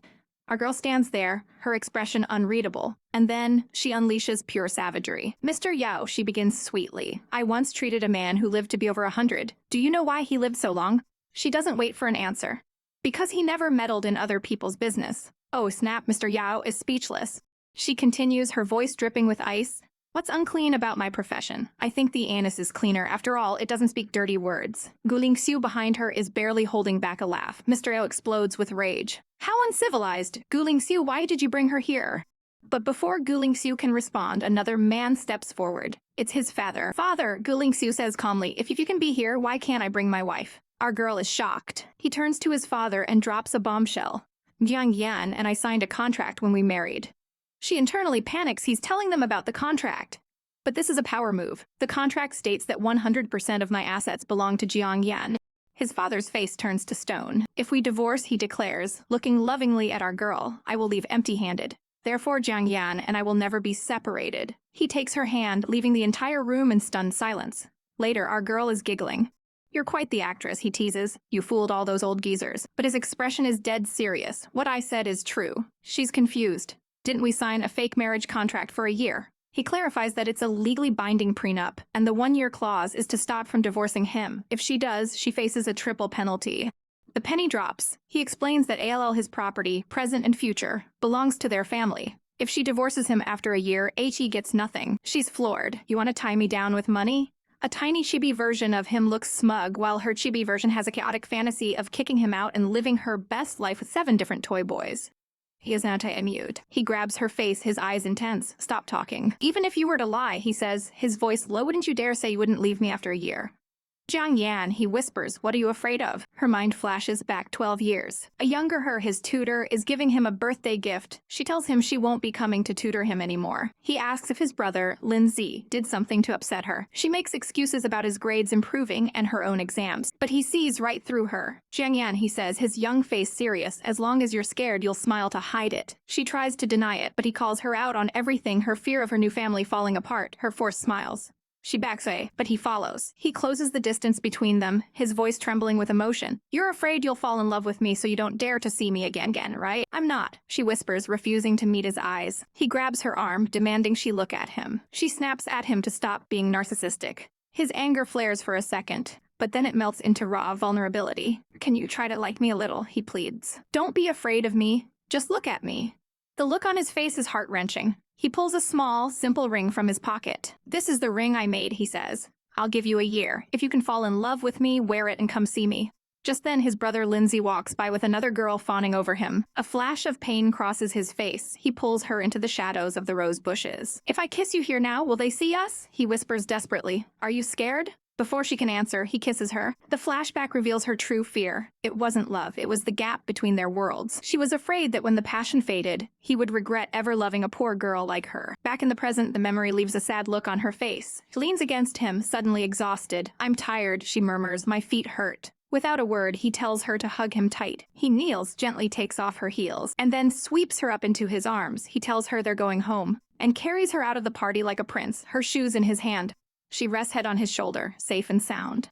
But as they're leaving, her eyes catch a flicker of movement. She sees Yao Yao and Linz, Gu Linxiu's younger brother, and then she sees it clearly. Gu Linxiu's supposed fiancé is locked in a passionate kiss with his own brother. The scandal! The next day, the fairy tale is over, and it's back to the daily grind at the hospital. Our girl is running on fumes, going from ward rounds to surgery without a break. She's completely exhausted. She tries calling Jiang Yu again, but there's still no answer. Suddenly, a nurse brings her a milk tea. Your husband sent them for the entire hospital, she gushes. The nurse then spills the tea about a TV show looking for a doctor from their hospital to feature. She insists our girl is the perfect choice, even pointing to her picture on the honor wall. Jiang Yan just laughs it off, saying they'll probably pick one of the older, more authoritative, bald ones. And right on cue, the bald dean appears behind her. "Little Jiang, do you want to go on this variety show?" She's hesitant, but he cuts to the chase. He saw her at the Yao family's banquet. He makes a disgusting offer. Get her husband or Mr. Yao to invest in the hospital, and the spot on the show is hers. She is appalled. "I don't want to exchange my marriage for such benefits," she says firmly. But the dean just sneers. "I know you," he says. "You didn't marry Gu Linxiu for his money? You're screaming, 'I want money.'" She stands tall. "I don't think there's anything wrong with loving money." The dean smirks, trapping her. He tells her to humble herself for the opportunity and gives her an ultimatum: get the investment or face layoffs. As she walks away, stunned, he delivers one final, poisonous piece of advice. "Don't forget why you married Gu Linxiu in the first place." His words hit her like a punch to the gut, leaving our poor girl reeling. Alright, hit that subscribe button and let's dive right in. Our story opens with our girl, looking exhausted after what seems like a long day. Her phone buzzes with a message, and the words on the screen are an absolute gut punch. It's from her childhood friend, Jiang Yu, telling her to back off because she's a married woman now. He says her husband is a good person and she should just never contact him again. She stares at the phone, completely stunned. Her mind is racing because this message feels all wrong. This cold, distant tone, it doesn't sound like her Jiang Yu at all. She immediately starts typing, firing off a barrage of questions to his mom. Where is he? Why did he transfer hospitals? If you don't tell me, I'll find out myself. And whoops, looks like she hit the nail on the head. The person on the other end is Jiang Yu's mom, looking busted and annoyed. A young man, probably Jiang Yu's brother, sighs from behind her. "I told you she would guess it was you." He reaches for the phone, trying to talk some sense into his mother. "Just cooperate with the treatment. You don't want to be a burden for the rest of your life, do you?" But the woman just snaps back. "As you wish," yanking the phone away. The young man looks down, defeated, a silent promise on his lips. "Sis, wait for me." Back at the hospital, our heroine is putting the pieces together. Jiang Yu, transferred. How on earth did he get the money and connections for that? And why would he hide it from her? Her mind flashes back to a screaming match with her horrible mother-in-law. The old hag blames her for everything, for the family business failing, for angering the powerful Gu Linxiu. The woman is practically spitting venom, telling her to get out of the house while her husband just stands there, looking utterly useless.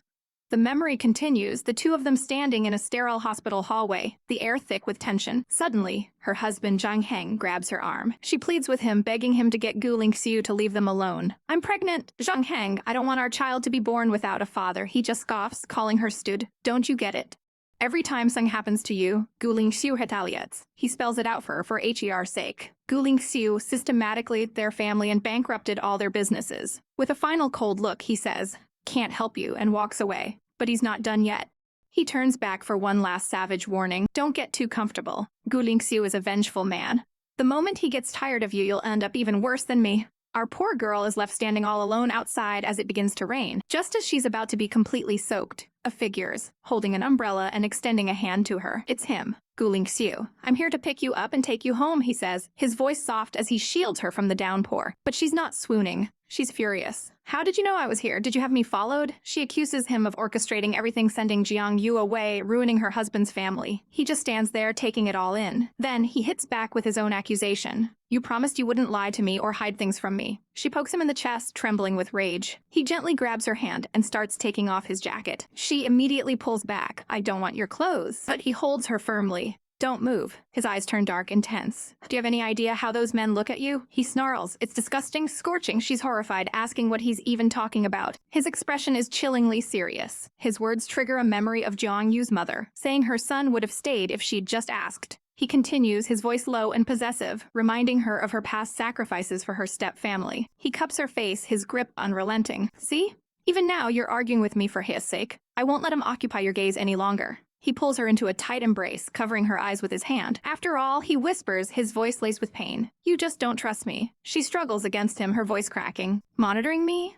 Limiting who I see? I'm not your possession. I am myself." Finally, she shoves him away, the raw truth spilling out. "Now I remember why I broke up with you. You make me feel suffocated." The umbrella clatters to the wet ground. His face crumples. "Don't say that to me," he pleads, pulling her into a desperate, rain-soaked hug. They're both drenched, clinging to each other in the storm. He looks into her eyes, his voice barely a whisper. "Then will you do it again?" And then the walls come down. "I was wrong," he chokes out, tears mixing with the rain on his face. He admits he was wrong to be so controlling, wrong to be jealous of how easily Jiang Yu makes her heart soften. "I can do that too," he says, his vulnerability laid bare. Later, they're in the warmth of his car. He pours her a cup of hot ginger soup, thoughtfully remembering her period is coming soon. She's taken aback. "What else do you not know?" He simply smiles. "I always hoped to know you better." He gently wipes a stray drop from her lips. Outside, the rain has turned to snow. He reassures her that he's a safe driver, taught by her own father. His smile is so soft, so loving, and it sends her spiraling into a bittersweet memory. She recalls being a little girl, feeling envious of him. "'Cause you bought my father's time," she thinks. She remembers nights spent alone while her dad worked as a driver. She would write letters, vowing to make enough money to buy all her dad's time back. She'd tuck these precious notes into the potted plants her mother had loved. To her, those plants were a connection to her late mother, a way to make sure her mom could see her promises, her love. She could almost hear her mother's voice. "The person who loves you will definitely see it." He gently touches her cheek, pulling her from her reverie. Her expression saddens. "But later, me stepmother said she was allergic and threw them all out." The image of the shattered pots and scattered letters is still a fresh wound. She remembers her little stepbrother, Jiang Yu, telling her not to be angry. He promised to replant the flowers where she could always see them. He was such a crybaby back then. When did he grow up and start calling her sister? "What are you thinking about?" Gu Linxiu's voice teases, breaking the silence. "Do you want me to feed you?" She playfully bats his hand away. "No, I know your tricks," before quickly drinking the soup herself. "So spicy," she exclaims. His eyes gleam. "Really? Let me taste." And he leans in, capturing her lips in a tender kiss. Their cute moment is captured in a little chibi drawing, her sitting on his lap as he declares victory. From the outside, their car is a little bubble of warmth and romance against the snowy city night, but they're not alone. Someone is watching them from another car, and that car is starting to move. It's coming towards us. The headlights grow brighter, blinding them. Her eyes widen in terror. A flash of her ex-boyfriend's pained face, and then the world shatters into a million pieces. The next thing we see is a hospital room. Gu Linxiu, bruised and frantic, grabs a doctor by the collar. "Why isn't she awake yet?" The doctor has grave news. "Linxiu, you have to be prepared." He hesitates for a moment. "I think she might." We see our girl, unconscious and oxygen mask on her face, regain her memory and remember everything. And with that, we're pulled into the past, the memories she lost. We see a younger, happier them in a car. He's showing her photos he took of them, a jealous ploy to ward off her male classmates. She calls him silly. "I'm going home," she says, but he gently pulls her back. "Stay with me a little longer," he whispers, leaning in for a kiss. She pushes him slightly, worried her dad will see. But he just smiles. He already knows and doesn't object. He captures her hand. "Focus, think of me." And they kiss, lost in their own world. Later that night, looking at their photo, her dad is still awake. He looks exhausted, defeated. Then he drops a bombshell. "Jian Yan, you and Gu Linxiu should break up." She's in shock. "You were okay with it before. Why?" Her dad's face contorts with anger and fear. "I changed my mind. I'm your father. You do as I say." She realizes the truth. Is Boss Gu threatening you again? Her father slumps. "They're too powerful, Jian Yan. They can crush people like us with a single finger." She starts to ask if something happened at home, if this is about Jiang Yu.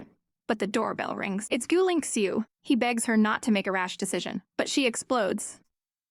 "Your dad sent someone to abduct my brother last night. What kind of explanation can ever make up for that?" He looks utterly broken. "I endured all those insults from your dad because I love you. But he still won't my family go." His voice trembles. "So you're choosing Jiang Yu? He's not even your real brother." She looks away, her own heart aching.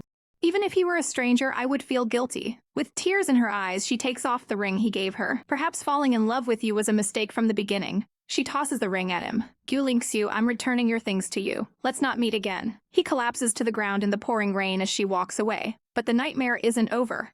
As she turns the corner, a hand clamps over her mouth from behind. She's being dragged away. She wakes up in the back seat of a car, a gruff man holding up that same photo. "You're young Master Gu's girlfriend, right?" She tells him they've broken up, but he just smirks. "Doesn't matter. As long as he still cares, you're useful." Suddenly, a white van screeches to a halt in front of them. It's her dad, standing in the middle of the road, screaming, "Put!"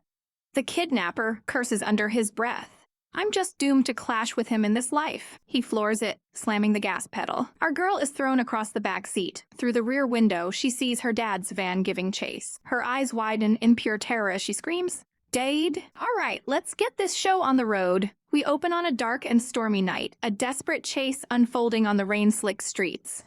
A frantic father screams into the downpour. Stop! Stop! Let my daughter go? The kidnapper at the wheel just snarls, his face twisted in rage. Goddamn persistent. He's had enough of this. With a maniacal grin, he decides to end it, shouting, I'll let you chase, I'll crash you to death. There's a horrifying screech of metal as he slams into the other car. Our poor girl is thrown from the vehicle, landing hard on the wet asphalt. Dazed and broken, she struggles to sit up. Her vision clears just in time to see another car speeding right for her. As glass shatters, she lets out a heart-wrenching scream. Dad! Dad! Our girl, Jian Yan, shoots up in bed in a cold sweat. It was all a horrible, vivid nightmare. Before she can even catch her breath, a hand reaches for her.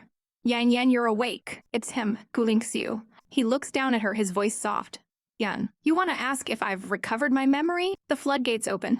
The memories, the pain, it all comes rushing back. No wonder you've always avoided talking about the past, she seethes, her voice dripped with ice. She accuses him. You're afraid of me finding out. Because your father sent people to arrest me, and that's why my dad had an accident. Tears of rage stream down her face as she shoves him. Med was killed by your Gu family, but he just pulls her into a crushing embrace. She fights against him, her voice muffled by his chest. Let go. Don't touch me. But he holds on tighter as she breaks down, sobbing. I finally know why I forgot you, she cries. The second my dad had the accident, I regretted it. Looking up with shattered eyes, she delivers the final blow. Let's divorce, Gu Linxiu. Pushes him away, her body trembling. I don't know how to continue facing you. He desperately grabs her hand. Jian Yan, you said you'd let bygones be bygones and start over with me. He pleads, reminding her of promises now broken by the truth. With a final, heart-wrenching sob, she rips her hand from his grasp. He stares at his empty hand, defeated. You've forgotten it all, haven't you? Suddenly, his demeanor shifts. He pulls her close, his touch possessive as he leans in for a desperate kiss. It doesn't matter if you reject me, he whispers against her lips. You can do anything me, as long as you... Before she can react, he scoops her up bridal style. Gu Linxiu, you're crazy. This is a hospital, she yells. He's already carrying her to the bed. He throws her down, and she screams, don't force me to hate you. He looms over her, his eyes dark. Hey, hating me is better than leaving me. He pins her hands, his lips crashing down on hers. This time, he growls, it's only over when I say it's over. A memory flashes through her mind of him whispering, don't cry. His voice breaks. I'm sorry, Jian Yan, The struggle continues. She's trapped beneath him, screaming his name. Don't move, you're still injured, he says, as if that justifies any of this. He covers her eyes with his hand, a twisted sort of kindness. Why are you blocking my eyes? She spits. You're forcing me, but you don't dare look at me? Asshole, his gentle whisper echoes again. Don't cry. I'm sorry, Jian Yan, His confession is cut short when the door opens and a doctor walks in. The doctor freezes, and Linxiu shoots him. That could kill. Get out. The man looks absolutely terrified. He fumbles with his glasses, stammering, Jiang Yan's medical results are in. She's fine. Can be discharged anytime. He practically runs out the door, making a flimsy excuse about his vision. Seeing her escape, Jian Yan immediately demands, untie me, I want to be discharged. Surprisingly, he agrees. All right. He tries to reason with her. You've just regained your memory. Calm down first. We'll talk when we get home. But at home, the Ice Queen is back. He offers her food, but she snatches her hand away. No. He asks if she wants to change. No. The rejection stings, and it shows on his face. She walks away, putting as much space between them as possible. He follows her, holding a bowl of soup. Jian Yan, She turns, her voice devoid of warmth. What are you doing? She's in the closet, packing a suitcase. He follows her in. I remember you're not blind. He grabs her arm, his voice tight. You're moving out. Did you forget the contract? Divorce within a year and you pay triple the penalty. She doesn't even flinch. I haven't forgotten. I'll move out first and get the divorce when the time comes. She lays out her terms, renouncing any claim to his property beyond the agreed-upon sum. He looks shocked. I don't care about those assets. I don't want to owe you anything, she says, her voice barely a whisper. From now on, we go our separate ways. A dark smirk plays on his lips. You seem to have forgotten that our terms include sleeping with me. Moving out would be a breach of contract, he reminds her. She immediately counters, offering to shorten the marriage to 6 months for half the money. He just scoffs.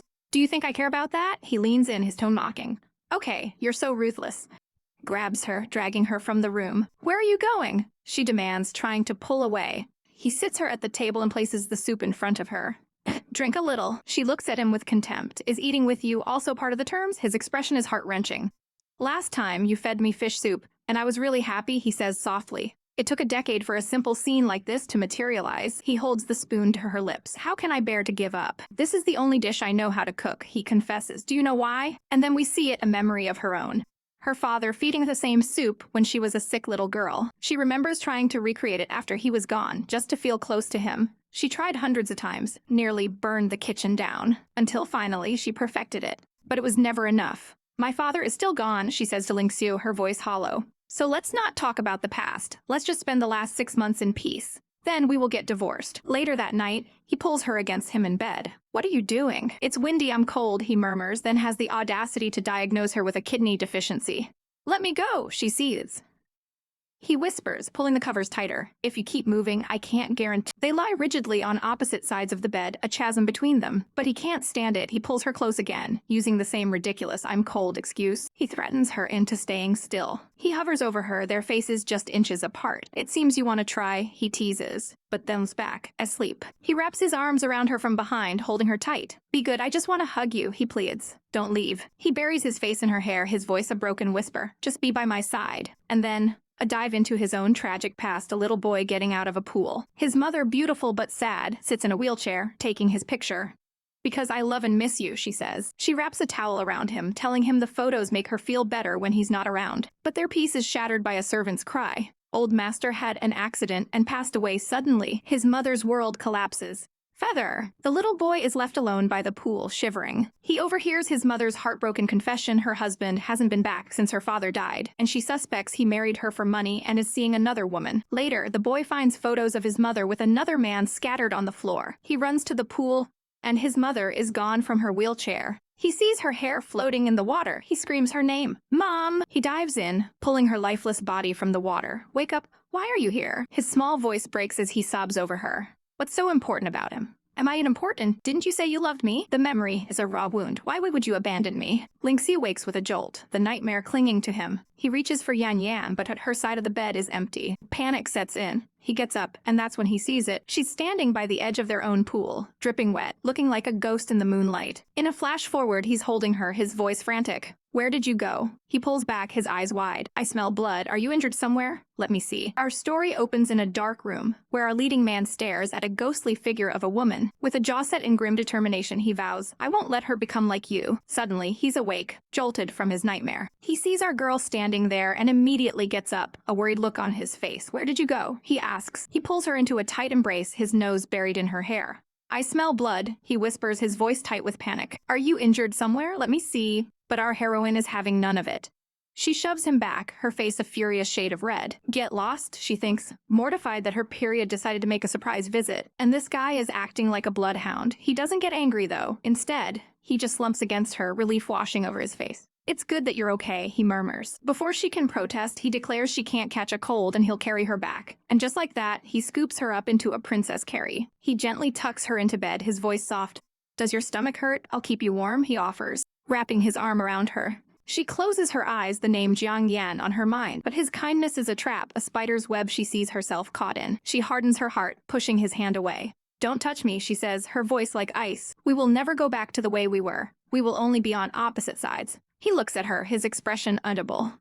I will never stand against you, he promises. He tells her to sleep, revealing his own mission to get justice for his father. After all, you and he are father and son, he thinks. How could we be on opposite sides? He covers her with the blanket, his thoughts dark. Blood ties are the most unbreakable. Meanwhile, in a lavish mansion, a glass shatters on the floor. A powerful man learns that Gu Linxiu and Yao Yao's engagement has been annulled.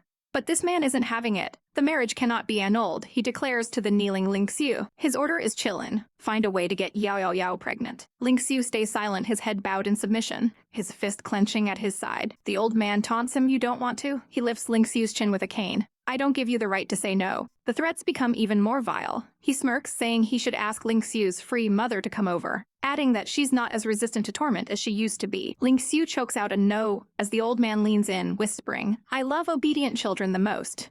The young man trembles, trapped and terrified. This cruelty triggers a horrifying memory. A little boy peeks through a door, overhearing a plot to send incriminating photos to the villa. He watches as the photos are slid under a door, pictures of a man and woman tangled in bed. Suddenly, he's found by his father. Playing hide and seek? His dad asks with a smile. The boy whispers no, and his father's face instantly darkens. You should say it's fun. Dad doesn't like to hear you say no. Terrified, the little boy forces himself to say it's fun. His father pats his head, the same chilling words echoing from the present. You're so good. I love obedient children. Back in the present, Linxiu is completely broken, a mess on the floor. His mind is a chaotic prison. If he marries Yao Yao, his father will torture his mother. If he protects his mother, he can't protect Yao Yao. What should I do? He cries out in his mind, utterly lost. Later, our girl is shocked to find a visitor at her door. It's Gu Lin's. What are you doing here? She asks, bewildered. He stares at her with haunted eyes. To make a deal with you, he says. Let me in. The next morning, she's trying to leave for work, but Jiang Yan stops her. He tells her he's already requested leave for her,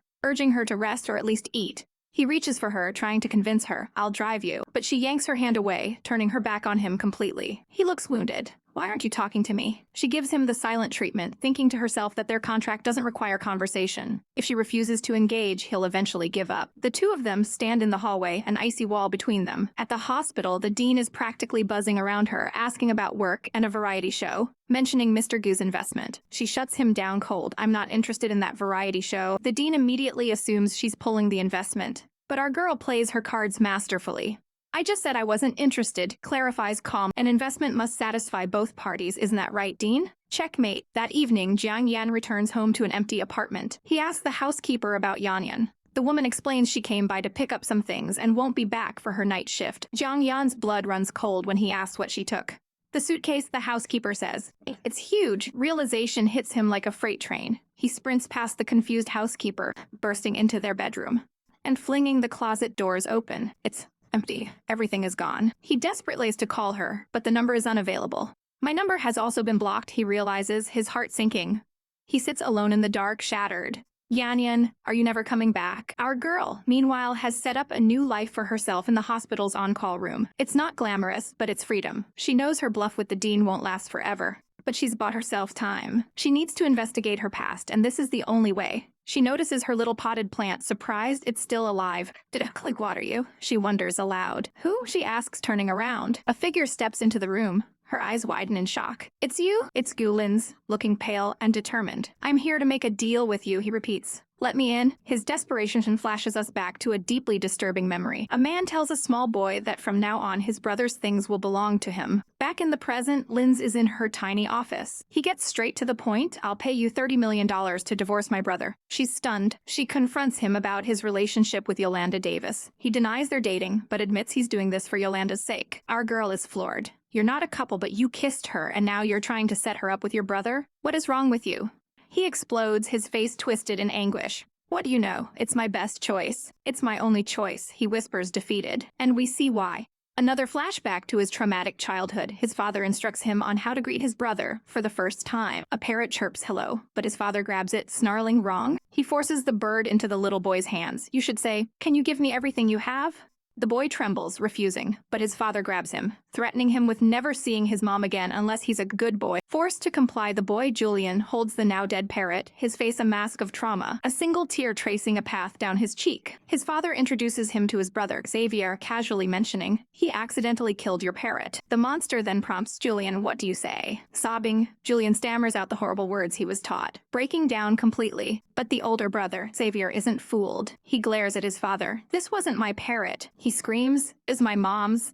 You killed the parrot she left me.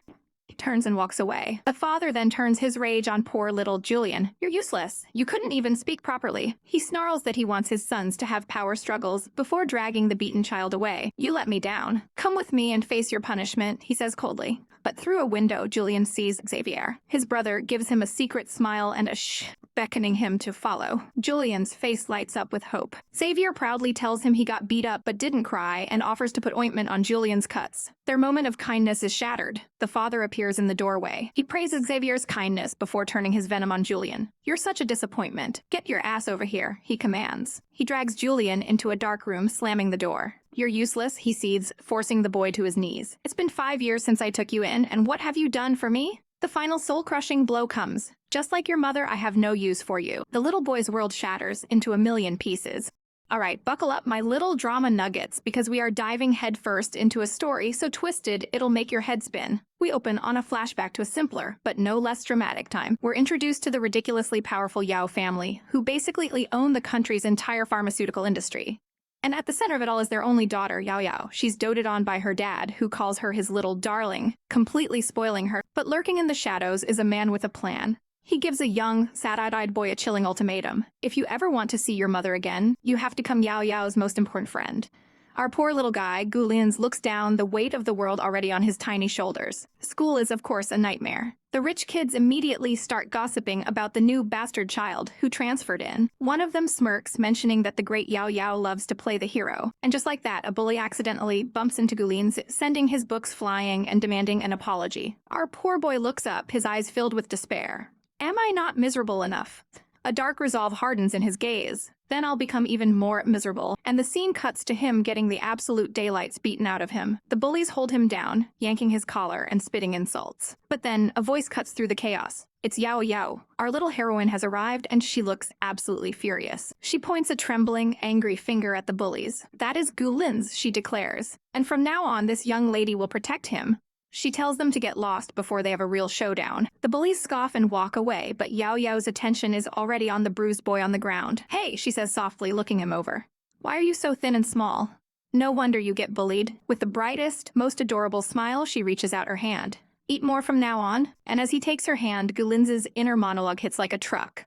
From the very beginning, I approached Yao Yao with a purpose. Years later, the two are all grown up. A playful Yao Yao complains that he's gotten too tall while he remembers the deal he made, his mother's well-being in exchange for this boy's entire life. He teases her, didn't you tell me to eat more? But inside he's tormented, thinking about how he tricked her, used her, and how he could possibly of her pure heart. Yao Yao, completely oblivious, is gushing about his handsome brother, even joking about marrying him to become Linxiu's sister-in-law. Gu Linxiu quietly agrees to help her, a complicated look on his face. He knows she deserves the best, but he also knows his other brother, Gu Ming, has been planning to get his claws into Yao Yao for years. And bam! We're back in the chaotic present. Our current heroine, Jiang Yan, is in a fiery argument with that very same brother, Gu Ming. He calls her a freak, and she snaps right back, I am not. She cuts straight to the point. Divorce 30 million, yes or no? She hesitates for just a second, but Gu Ming just smirks, interrupting her. He knows she and his brother stand to gain more than that. He reminds her that she was his tutor once. He lays out a tempting offer. He knows she wants to leave his brother, Gu Linxiu. If she helps him, he'll send her far away where her husband can never find her. Our girl's eyes light up. This is her chance. She immediately ups the price. 30 million isn't enough, she says, her voice suddenly icy. I need 90 million. Gu Ming is floored. She explains that if she breaks her contract with Gu Linxiu now, she owes him triple in damages. She tells him she sent the contract over, but as she leans in, a hand snakes out from behind her, grabbing her wrist. The door creaks open, revealing the stone-cold face of her husband, Gu Linxiu. Both Jiang Yan and Gu Ming freeze in horror. He stands there, a terrifying storm cloud in a tailored suit, and asks, what are you doing? He yanks his brother forward. And then, in the most savage power move I have ever seen, he pulls Jiang Yan into a searing kiss right in front of him. If this mouth doesn't want to speak, he breathes, then use it for kissing. He threatens to do it again anytime, anywhere, if she ever gives him the cold shoulder again. The standoff is insane. Gu Linxiu glares at his brother and orders him to get out. But Gu Ming isn't having it. He grabs his brother's coat, shouting, you should be the one to leave. He calls out his brother, pleading. So what does Gu Linxiu do? He kisses her again. This man is chaotic. He repeats his threat, a promise in his eyes. Jiang Yan shoves him away, calling him a rogue. Gu Ming pushes his brother back, demanding to know what he's doing. None of your business, Gu Linxiu says, his voice pure ice. He shoves Gu Ming out, but Jiang Yan pushes back, saying it's her duty room. He grabs her, his face inches from hers. You don't want to see me, but you want to see Gu Linxiu? He snarls, demanding to know what they were planning. She tries to play it cool, saying the contract doesn't require her to report to him. Suddenly, there's a loud crash. He's thrown her onto the bed, shattering a potted plant. You bastard, she cries. He just leans over her, promising to compensate her for the plant. If you don't say anything, he whispers his breath hot on her skin. Let me guess. To use him to leave me? At that exact moment, Gu Ming bursts in. He sees the scene and immediately panics, calling Jiang Yan's name as she cries for help.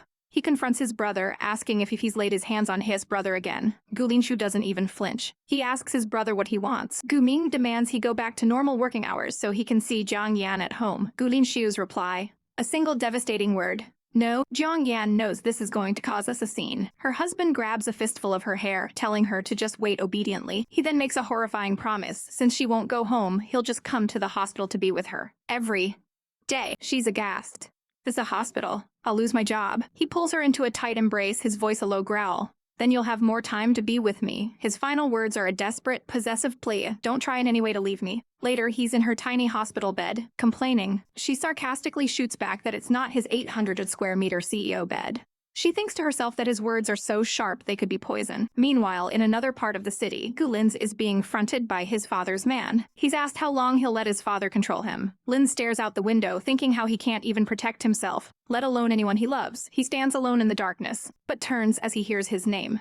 It's Yao Yao. She runs up to him, demanding to know why he's been avoiding her. She confesses that her dad is setting her up on blind dates to save the family business. Then, her voice trembling, she grabs his sleeve and asks the question that changes everything. Could I marry you? She explains he's the only one she can trust, that they can just keep playing together like they always have. She begs him to say something. A tiny, cold smile touches his lips. Sure, her face lights up, but then he drops the bomb. If you give me all your family's assets, I'll agree. Her shock is palpable. He leans in, his voice dripping with venom. You don't actually think I've followed you like a dog for so many years without any ulterior motives, do you? He reveals the ugly truth. He's just a puppet, as despicable as his father. Back to the present, Jiang Yan lies awake, her mind racing. She's worried about Gu Ming and his schemes. Suddenly, she's pulled into a hug. Gu Linxiu is back in her bed, complaining about the size again. She fires back with her usual snark, thinking about his poisonous tongue. He gets up, offering to clean the broken plant, but she just wants him gone. He smirks, reminding her they're legally married as she shoves him out the door. He slams the door shut, but when she turns around, the broken pot is gone. A colleague walks in, and she quickly makes an excuse. Her shift ends, but she doesn't go home. She goes to the police station. She asks to retrieve an old accident file. The officer says the paperwork isn't processed, but he remembers the case. It was his first one 10 years ago. And then he drops a bombshell. I remember people even came to ask about it a few years ago. Jiang Yan's go wide with shock. The officer asks if she remembers who they were. And in a final, chilling flashback, we see a young boy holding a diary. The entry reads, Mom, I don't want Zhang Hualing to be my stepmother. But that Zhang Yu's little brother seems to like my dad a lot, so I'll agree. A girl's diary, and a secret that's about to unravel everything.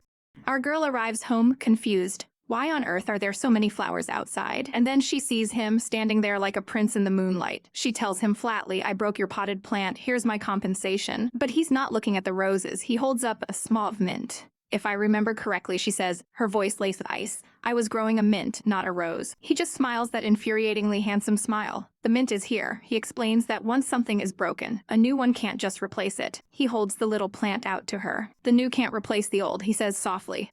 This is the salmon mint plant. I repotted it. Her eyes widen. He picked it up? He tells her that as long as you don't give up, it can still grow. But his words trigger a painful memory for her, a memory of him giving up. The memory of the investigator flashes in her mind. He remembered someone asking about the accident years ago. It was her boyfriend. He was the one who cooperated with the investigation right before it closed, then vanished abroad. The man who... That driver... was found dead. The case was closed. Back in the present, she confronts him, her voice trembling with betrayal. You knew all this, and you hid it from me. What did you expect? He steps closer, his gaze intense. Do you want to explain? His only answer is a pained, I'm sorry. But she's done with apologies. She turns away, dismissing him. Forget it. Belated affection is worthless. He's left standing alone amidst the roses he planted for her. He looks down at the mint plant in his hand, a bitter realization dawning on him. It seems I can't cheat this time. His mind drifts back to a memory, to a boy burying his mother's bird. In the car, his father asks where he's going. I don't know, the boy replies. He just wants to bury it somewhere it won't be disrespected. His father looks at him through the rearview mirror. He knows a place not far from his daughter's school. He explains that his daughter, her mother, took meticulous care of the flowers there. The boy listens silently. His father offers to dig the hole, and the boy waits. As he digs with his small hands, he feels something buried in the dirt. It's a small box. He opens it, confused. What's this? Inside, he finds a girl's diary. He realizes she buried her secret here. And from that day on, it became his secret, too. He reads her entries about talking to her mom through the flowers, about him changing his name. He was once Zhang Yu, now he is Jiang. He sees her photos, her life unfolding in these hidden pages. He had peeked into a girl's life. Back in his own timeline, he recalls hearing about her. The doctor advised her to rest, but she insisted on going to school. It was because of her little rose. And in that moment, he hatched a twisted, obsessive plan. He would use the roses to cheat, to make her fall in love with him. Would observe her. She once asked him what he was filming. Sunshine and you, he'd said before stealing a kiss. His mission, conquer her. He had observed her, analyzed her, and planned his every move. From that stolen moment to that first kiss, it was all part of his design. In the present, the weight of his actions crushes him. She said I've been lying to her all along, he thinks, and she wasn't wrong. But a dark possessiveness takes over. But so what? He nurtured these roses with his own hands. She should always be by his side. He stares up at her window, his resolve hardening. I'm best at waiting. Upstairs. Our girl watches him. Will he really raise the plant? She sees him grab a watering can. Ugh, watering it so much in winter will kill it. She mutters, before sighing, forget it. It's not her problem. The next morning, she arrives at the hospital carrying a small gift. Good morning, Dr. Jiang. A nurse greets her cheerfully. The nurse starts gushing about some news she apparently missed. Your husband is so good to you, she exclaims. Turns out, he not only ordered food for the whole department when she was sick, but he also invested in the hospital to improve her working environment. Our girl is just stunned. The nurse sighs dreamily about wanting a husband just like him. She just smiles awkwardly. Yeah, so what? Later, the department goes out for dinner. Everyone raises a glass. One of her colleagues starts talking to her, but the head of the department interrupts, giving her a lecture. He says all this back and forth can't be made up for in just one meal. And just then, the door slides open.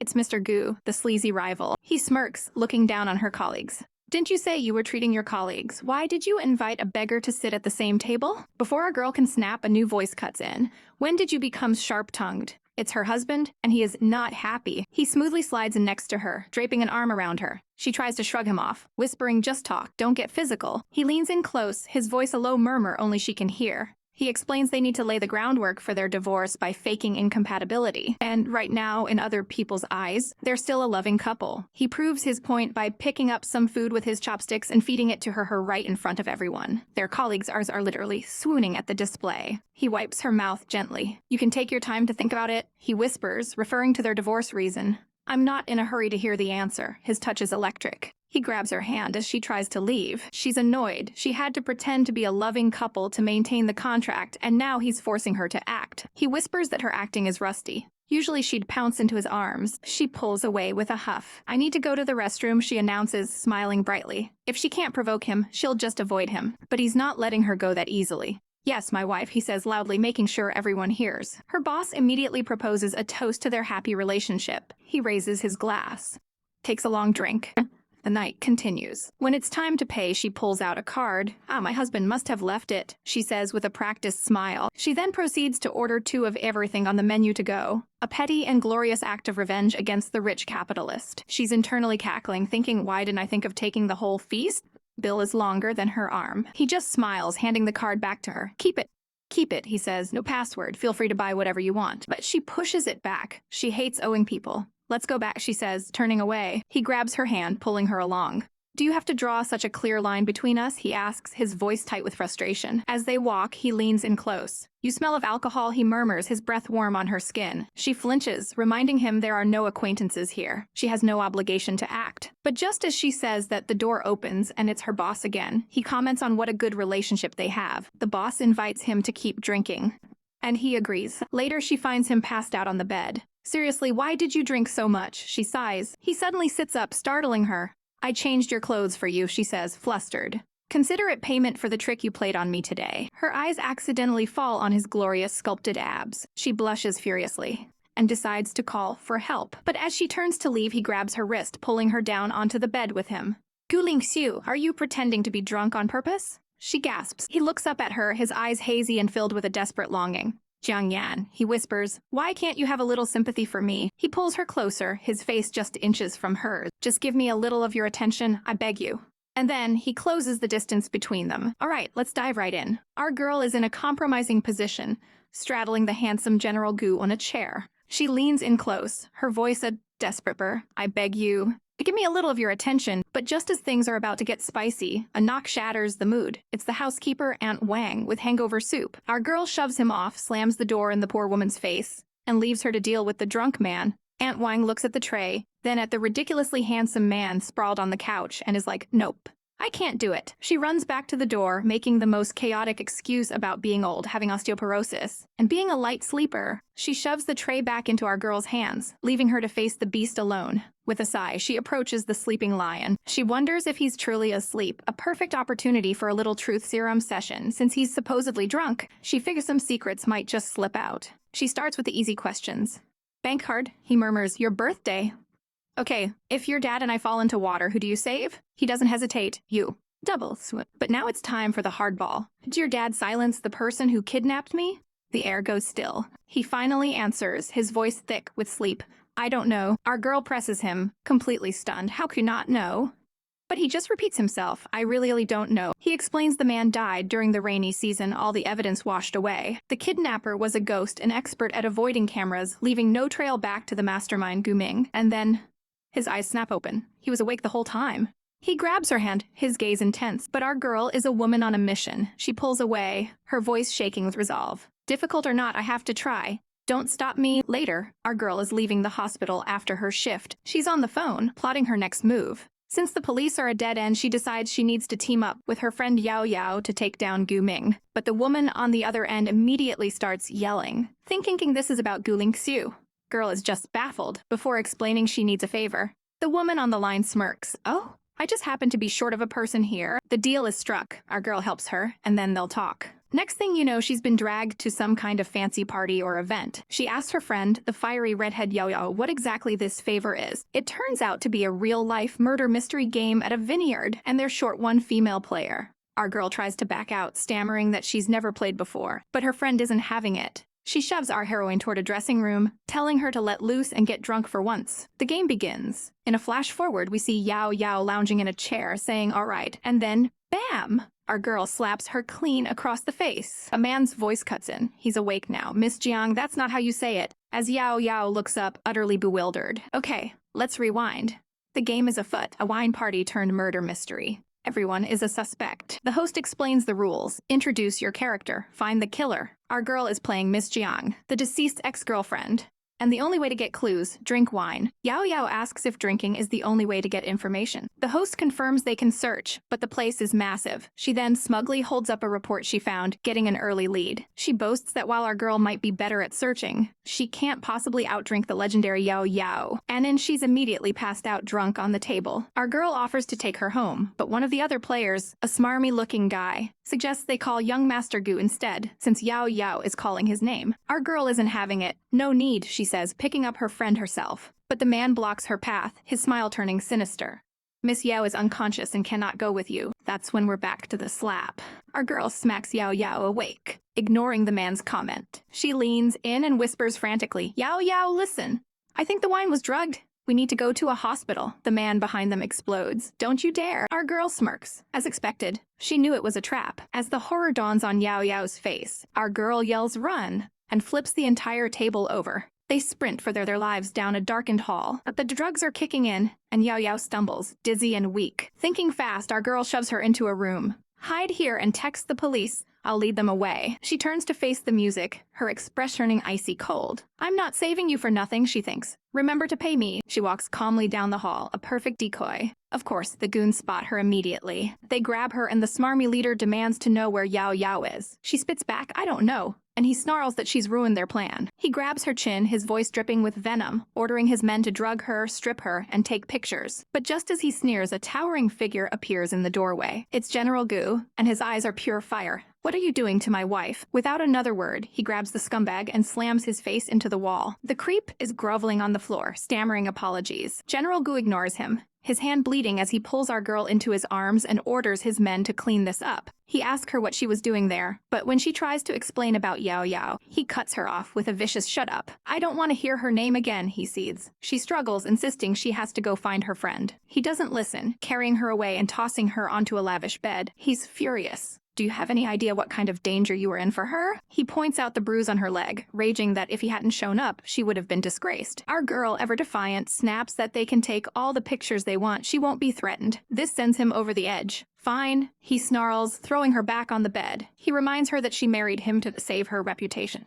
Since family is so important to you, then bear a child for me. I'll be your family too. He crashes his lips against hers in a punishing kiss. He bites her lip, whispering, doesn't this feel like our wedding night? He nuzzles her neck, suggesting they have a wedding soon, as begs him to stop being foolish. He holds her tight, his voice breaking. Don't ever think about leaving me again, he pleads before passing out. And from outside the curtains, someone is watching. It's the other brother, Linz. He's found Yao Yao safe and sound. He wakes her. She's groggy, mumbling about a bad dream. As he holds her, the goons show up, begging for mercy and claiming the general was in on the plan. They reveal Yao Yao was given a memory loss drug. Linz responds with a savage slap. He kicks the man to the ground, his voice dangerously low. I don't want to hear any more nonsense. He asks where his brother is. Turns out, he's already left. We see General Gu in the car, holding our weeping girl. I got you out, he says gently. Why are you still crying? His eyes drift down, spotting a bit of her undergarments peeking out. Pervert, he murmurs, but there's no heat in it. He pulls her into a fierce embrace. This is your punishment. It's dangerous outside. You're never leaving my sight again. Meanwhile, in another room, Yao Yao fronts Linz. She's furious, but he's not backing down. I don't believe you, he says softly. I know you like me, and you must like me, because as I like you now. Back at Yao Yao's place, Linz finds her awake and recovering. He gently wakes her. She's groggy, mumbling about a nightmare where she was being chased. He tells her to go back to sleep, holding her protectively as thugs who trap them appear. They beg for their lives, trying to pin the blame on his brother General Gu, and revealing that Yao Yao was given a memory loss drug. Linz's response is a brutal slap across the man's face. He kicks him to the ground, holding Yao Yao tight. I don't want to hear any more nonsense from you, he says coldly before asking where his brother is. The general has already left. He's in the car with our heroine, who is crying softly. I granted your wish and brought you out, he says. Why are you still crying? His eyes fall on a piece of her lingerie that slipped out. Pervert, he says, a possessive smirk on his face. He pulls her into a tight, inescapable hug. This is the punishment for your disobedience. From now on, you are not allowed to leave my sight again. In another scene, Yao Yao confronts Linz, furious. Didn't you hear what I told you last time? How dare you? He just looks at her, his expression soft but determined. I don't believe what you said. I know what kind of person you are. I like you now and you must like me. Here is the GO8 manhua recap you ordered.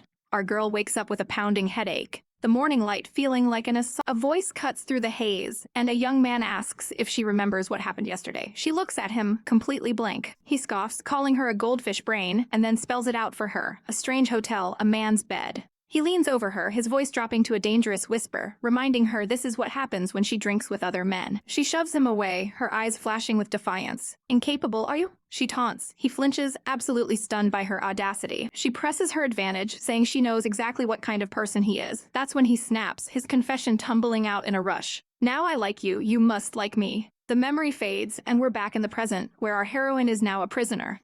She peeks out the door, her heart sinking as she spots bodyguards. The man who holds her captive, Gu Linxiu, tells her to give up. She can't leave. She whirls around to face him, her voice trembling with rage. Are you serious? She calls him out for illegal detention and demands her phone back to go to work. But he just drops a casual bomb. You don't have a job anymore. She's absolutely floored by his sheer audacity. He grabs her, pulling her close and purring that without work, she'll have more time for him. He drags her to the dining table, insisting it's mealtime. He holds a spoonful of food to her lips, trying to feed her like a child. That's the last straw. She slaps the spoon away, spitting that he's just as tyrannical as his father and she'd rather starve. His face darkens. Fine, he says, grabbing her hand. He shoves her onto the table, leaning over her. If you won't eat food, then eat something else. She screams, calling him a mad dog in heat. He pins her down, his eyes burning with a desperate fire. And so what? He hisses. He confesses that he went completely crazy after she left, that she is his only medicine. A terrifying idea dawns in his eyes. She gets up and starts searching the room. But she stumbles, knocking over some pill bottles.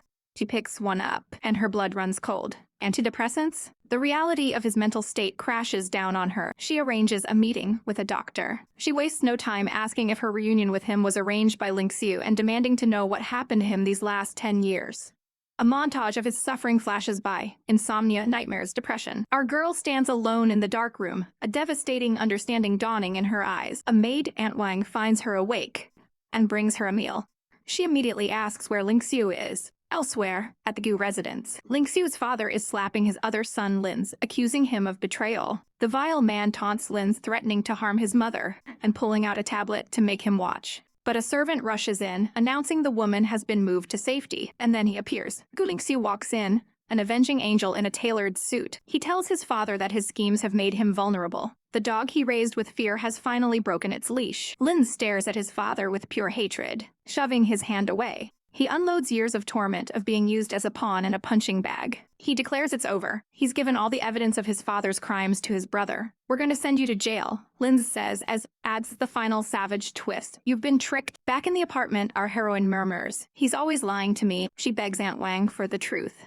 The maid reveals that Linxiu's psychiatrist was a Dr. Xiaolu. Our girl's eyes widen. It's the same doctor she just met. She demands to see him again. The kind maid agrees to help her sneak out, but only if she eats first, revealing that Linxiu is deeply worried about her health. The small act of care makes our heroine's heart ache. She meets the doctor again, getting straight to the point. She asks what exactly happened to Linxiu. The doctor finally tells her everything.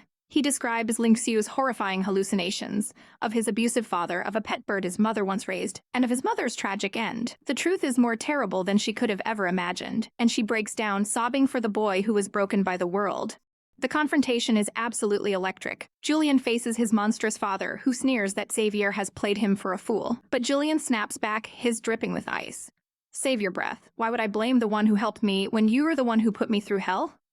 The old man lunges, his face twisting in rage. You think you're a tough guy? He grabs Julian, his grip like steel. You forgot one thing. A father is a natural guardian. He shoves Julian to the floor, asserting his dominance. Family is blood, he roars, his words a venomous lie. I have a higher position in the hierarchy. He forces Julian's head down, his voice a cruel whisper. And that gives me power over you. He then asks a heart-wrenching question. Digging up wounds, does this feel familiar? He's not just a father, he's a tormentor accusing Julian of being one who went mad. Meanwhile, Xavier is getting an equally chilling lecture from his own father. Give up your plan, the man warns him through a tablet. Anyone knows what happens when you challenge me? The old man's words are a death sentence. I'm the one who calls the Mother King shots. To him, a rebellious son isn't a person, but a sick kid who needs medical treatment. In a quiet cafe, Isabel is getting the truth from Xavier's psychiatrist, Dr. Clifford. He can't disclose patient information, but as a friend, he's willing to bend the rules. He leans in close, his words a ray of hope in the darkness. Because I think you're the cure for him. Isabel is speechless, her heart fluttering with a mix of shock and determination. The doctor begins to tell a devastating story of Xavier's past, how he was unreachable for a year after his accident. The flashback is a nightmare. A young, terrified Xavier is being held down by orderlies. They inject him with a tranquilizer as he screams. Strapped to a bed, his mind assured by drugs, he cries out a single name, Isabel. But back then he was only calling for Belle. The doctor explains the medications were brutal, causing horrific hallucinations. In his drugged state, Xavier saw twisted visions of Isabel's father, his mother's pet bird, and his mother, her body surrounded by blood. The revelation hits Isabel like a physical blow. She covers her mouth, a silent scream caught in her throat. The doctor, seeing her distress, pulls back. It was all in the past, he says gently, sparing her the goriest details. He explains how Xavier fought his way back, breaking free and immediately starting to work on her father's case. He built his own empire, cutting all ties with the man who broke him. He even stopped seeing the bird, a symbol of his trauma. Isabel tries to piece it all together. Her father represents guilt, the bird freedom. But his mother? The doctor smiles kindly. Maybe you should ask him yourself. With that, he leaves her to her thoughts. Lost in the emotional storm, Isabel touches the ring on her finger, wondering what to do now. As she steps outside, a car pulls up. A man in a suit says, Mr. Meyer sent to get you. Taking a deep breath, she tells herself she can do this and gets in. She sits down, bracing herself. The door slams shut. Bam! The locks click. The man grabs her, his voice cold. Stay still. It's a trap.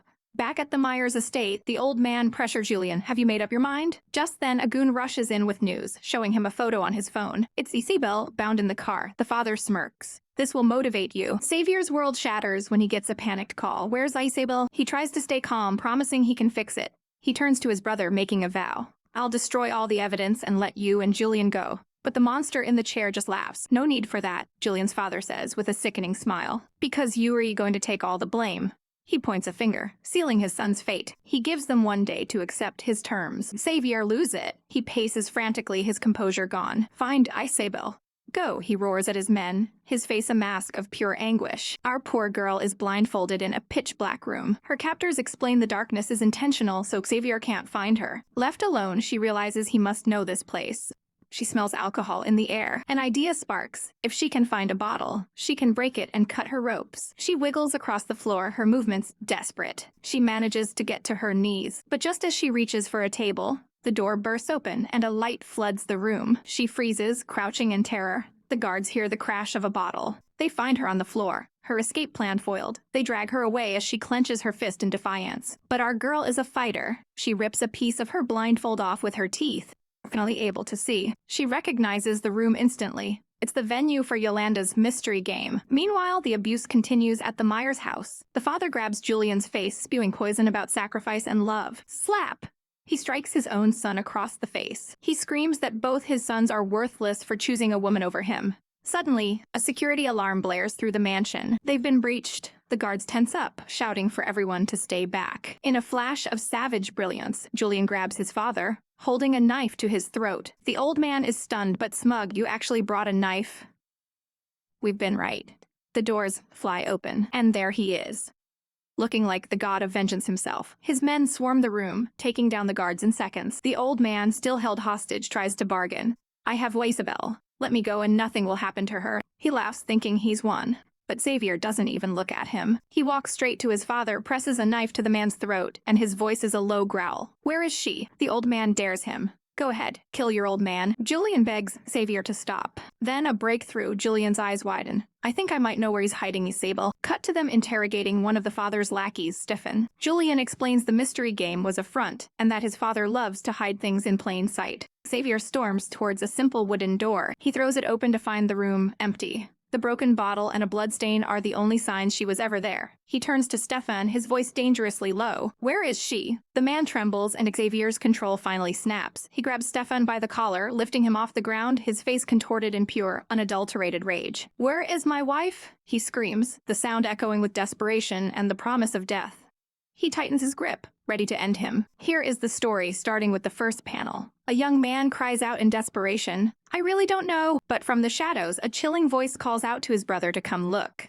They step into the room where our girl was being held. Gu Linxiu nots that the window coverings, meant to block the view, have been removed. His eyes narrow as he puts the pieces together. Jian Yan probably climbed down using the drain pipe. Meanwhile, our girl has made it outside the massive apartment building. She clutches her arm, wincing in pain from her daring escape. She flashes back to the fall, thinking, damn Gu Ming, my hand hurts so much. She looks around, her face smudged and bruised, completely lost. Suddenly, a familiar voice calls her name. It's her stepbrother, Jiang Yu, asking if she's back in the country. A warm smile spreads across his face, but his expression quickly turns to horror as he sees her condition. Did Gu Linxiu hit you? He demands. Our girl is still in shock. He explains he heard what happened at the hospital and asks if Linxiu forced her to resign. She quickly denies it, lying through her teeth that she needs the job for money. But Jiang Yu isn't buying her excuses for a second. He angrily asks why she blocked his number and points out the army of bodyguards surrounding Gu Linxiu's property. His face is filled with worry. Come with me, he says.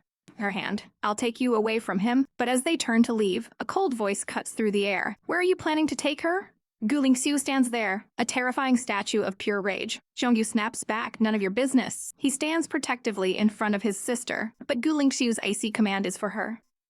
Jiang Yan, come here. Jiang Yu tries to reassure her, sister, I'm here, don't be afraid of him. Our poor heroine is trapped between a rock and a hard place, looking absolutely terrified. She whispers to Jiang Yu that Linxiu's mental state is fragile and they can't upset him. She tries to play peacemaker, telling Jiang Yu she's fine and that he should go home. But Gu Linxiu has reached his limit. What's there to explain? He snarls. He yanks her into his arms, declaring that an unrelated stepbrother has no right to control her. Jiang Yu's face contorts with rage. Next time, don't let me see you touch her again. Gu Linxiu just gives him a look of pure disdain. Then, in a shocking power move, he sweeps her up into his arms. He holds her tight against his chest. Let's go home, he says, turning his back on a stunned Jiang Yu. He carries her away without a single look back. Later, she finds him clinging to her on the couch, a broken man. Gu Linxiu, she says softly, I'm still here. I'm perfectly fine. Back at the apartment, Gu Linxiu's brother looks on worriedly. He tells Linxiu he's staying the night, and Linxiu just dismisses him with a suit yourself. In another room, our girl is gently wrapping Linxiu's injured hand. He softly tells her to tie it in a bow knot because it looks nice. She finishes the bandage with a sweet smile, asking, does it look good? He reaches out, his fingers gently tracing the knot she tied. Does it hurt? He asks, his voice thick with emotion. His vulnerability is heart-wrenching. Why do you always have to leave me? He whispers, his defenses crumbling. He buries his head in her lap, his voice trembling.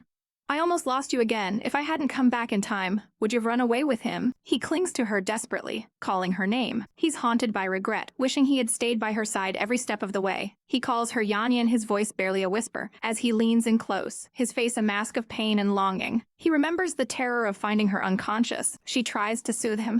Gu Linxiu. She holds him tight, promising him she's here and perfectly fine. But his insecurity runs deep. But you still want to leave me, he says. You've always wanted to leave me. She looks at him with so much love and promises, I won't leave, I'm not going anywhere. He looks up, a flicker of hope in his eyes. Really? She smiles softly, yes. She begins to paint a beautiful picture of their future.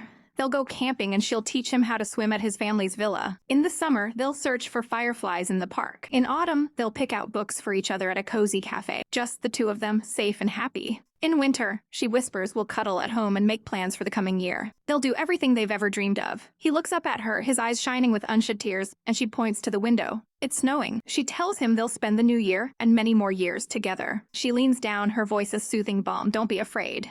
Don't be sad. And he looks up at her, confused. A sly, confident smile plays on her lips. I'll go on top, she purrs, taking complete control of the situation. As snow falls against the city lights, a storm of passion brews inside. But outside, another storm is gathering. Jiang Yu stands in the cold, reaching a hand out to the falling snow. His expression is grim and determined, watching the snow fall on the building that holds his sister captive. He stands there for a moment, then walks away into the night, a man on a mission. Suddenly, the scene shifts to a horrifying vision of the future. Or the past. Linxiu is on the floor, bleeding from a head wound. He calls out for Jian Yan, his voice weak. She desperately tells him not to be scared as his hand slips from her face. Back in the present, Gu Linxiu is sleeping peacefully on her lap. She strokes his hair, her heart aching for him. I can't imagine how hard it must have been for you, she thinks, but you have me now. Her eyes are filled with a profound sadness and love. Her quiet moment is shattered when Jiang Yu suddenly appears, kneeling beside the couch. He puts a finger to his lips, shushing her. She stares in shock, wondering what on earth he's doing. He stealthily creeps closer, and his eyes land on the bright red handcuffs binding her wrist to Linxiu's. His mind snaps. Xavier actually put her in handcuffs. He rushes to her side, his face a storm of anxiety. Do you know where the key is? I'll get you out of here, he whispers frantically. She tries to explain, but it's too late. Linxiu begins to stir, murmuring in his sleep. Our girl is trapped in a waking nightmare. Jiang Yu grabs her arm, trying to pull her away. Belle, come with me, he yells. I'm not leaving you here with this psychopath. But Linxiu's hand tightens, his grip like iron. His eyes fly open, blazing with possessive fury. I thought I told you never to touch her. Bam! The door bursts open and White Jacket rushes in, yelling for them to stop, bodyguards swarming behind him. The guards are panicking, explaining they were told not to enter this room. But White Jacket doesn't care. He's here to prevent a catastrophe. He orders Jiang Yu to the door.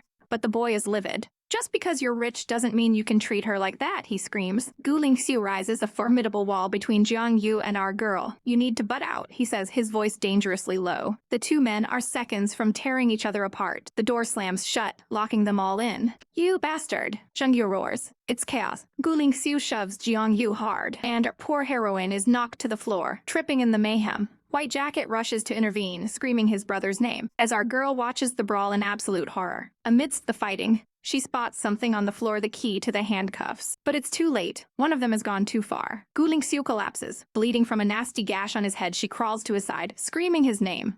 He looks up at her, his eyes hazy with pain, and whispers, "Don't be afraid." And then his hand, weakly caressing her cheek, goes limp and falls away.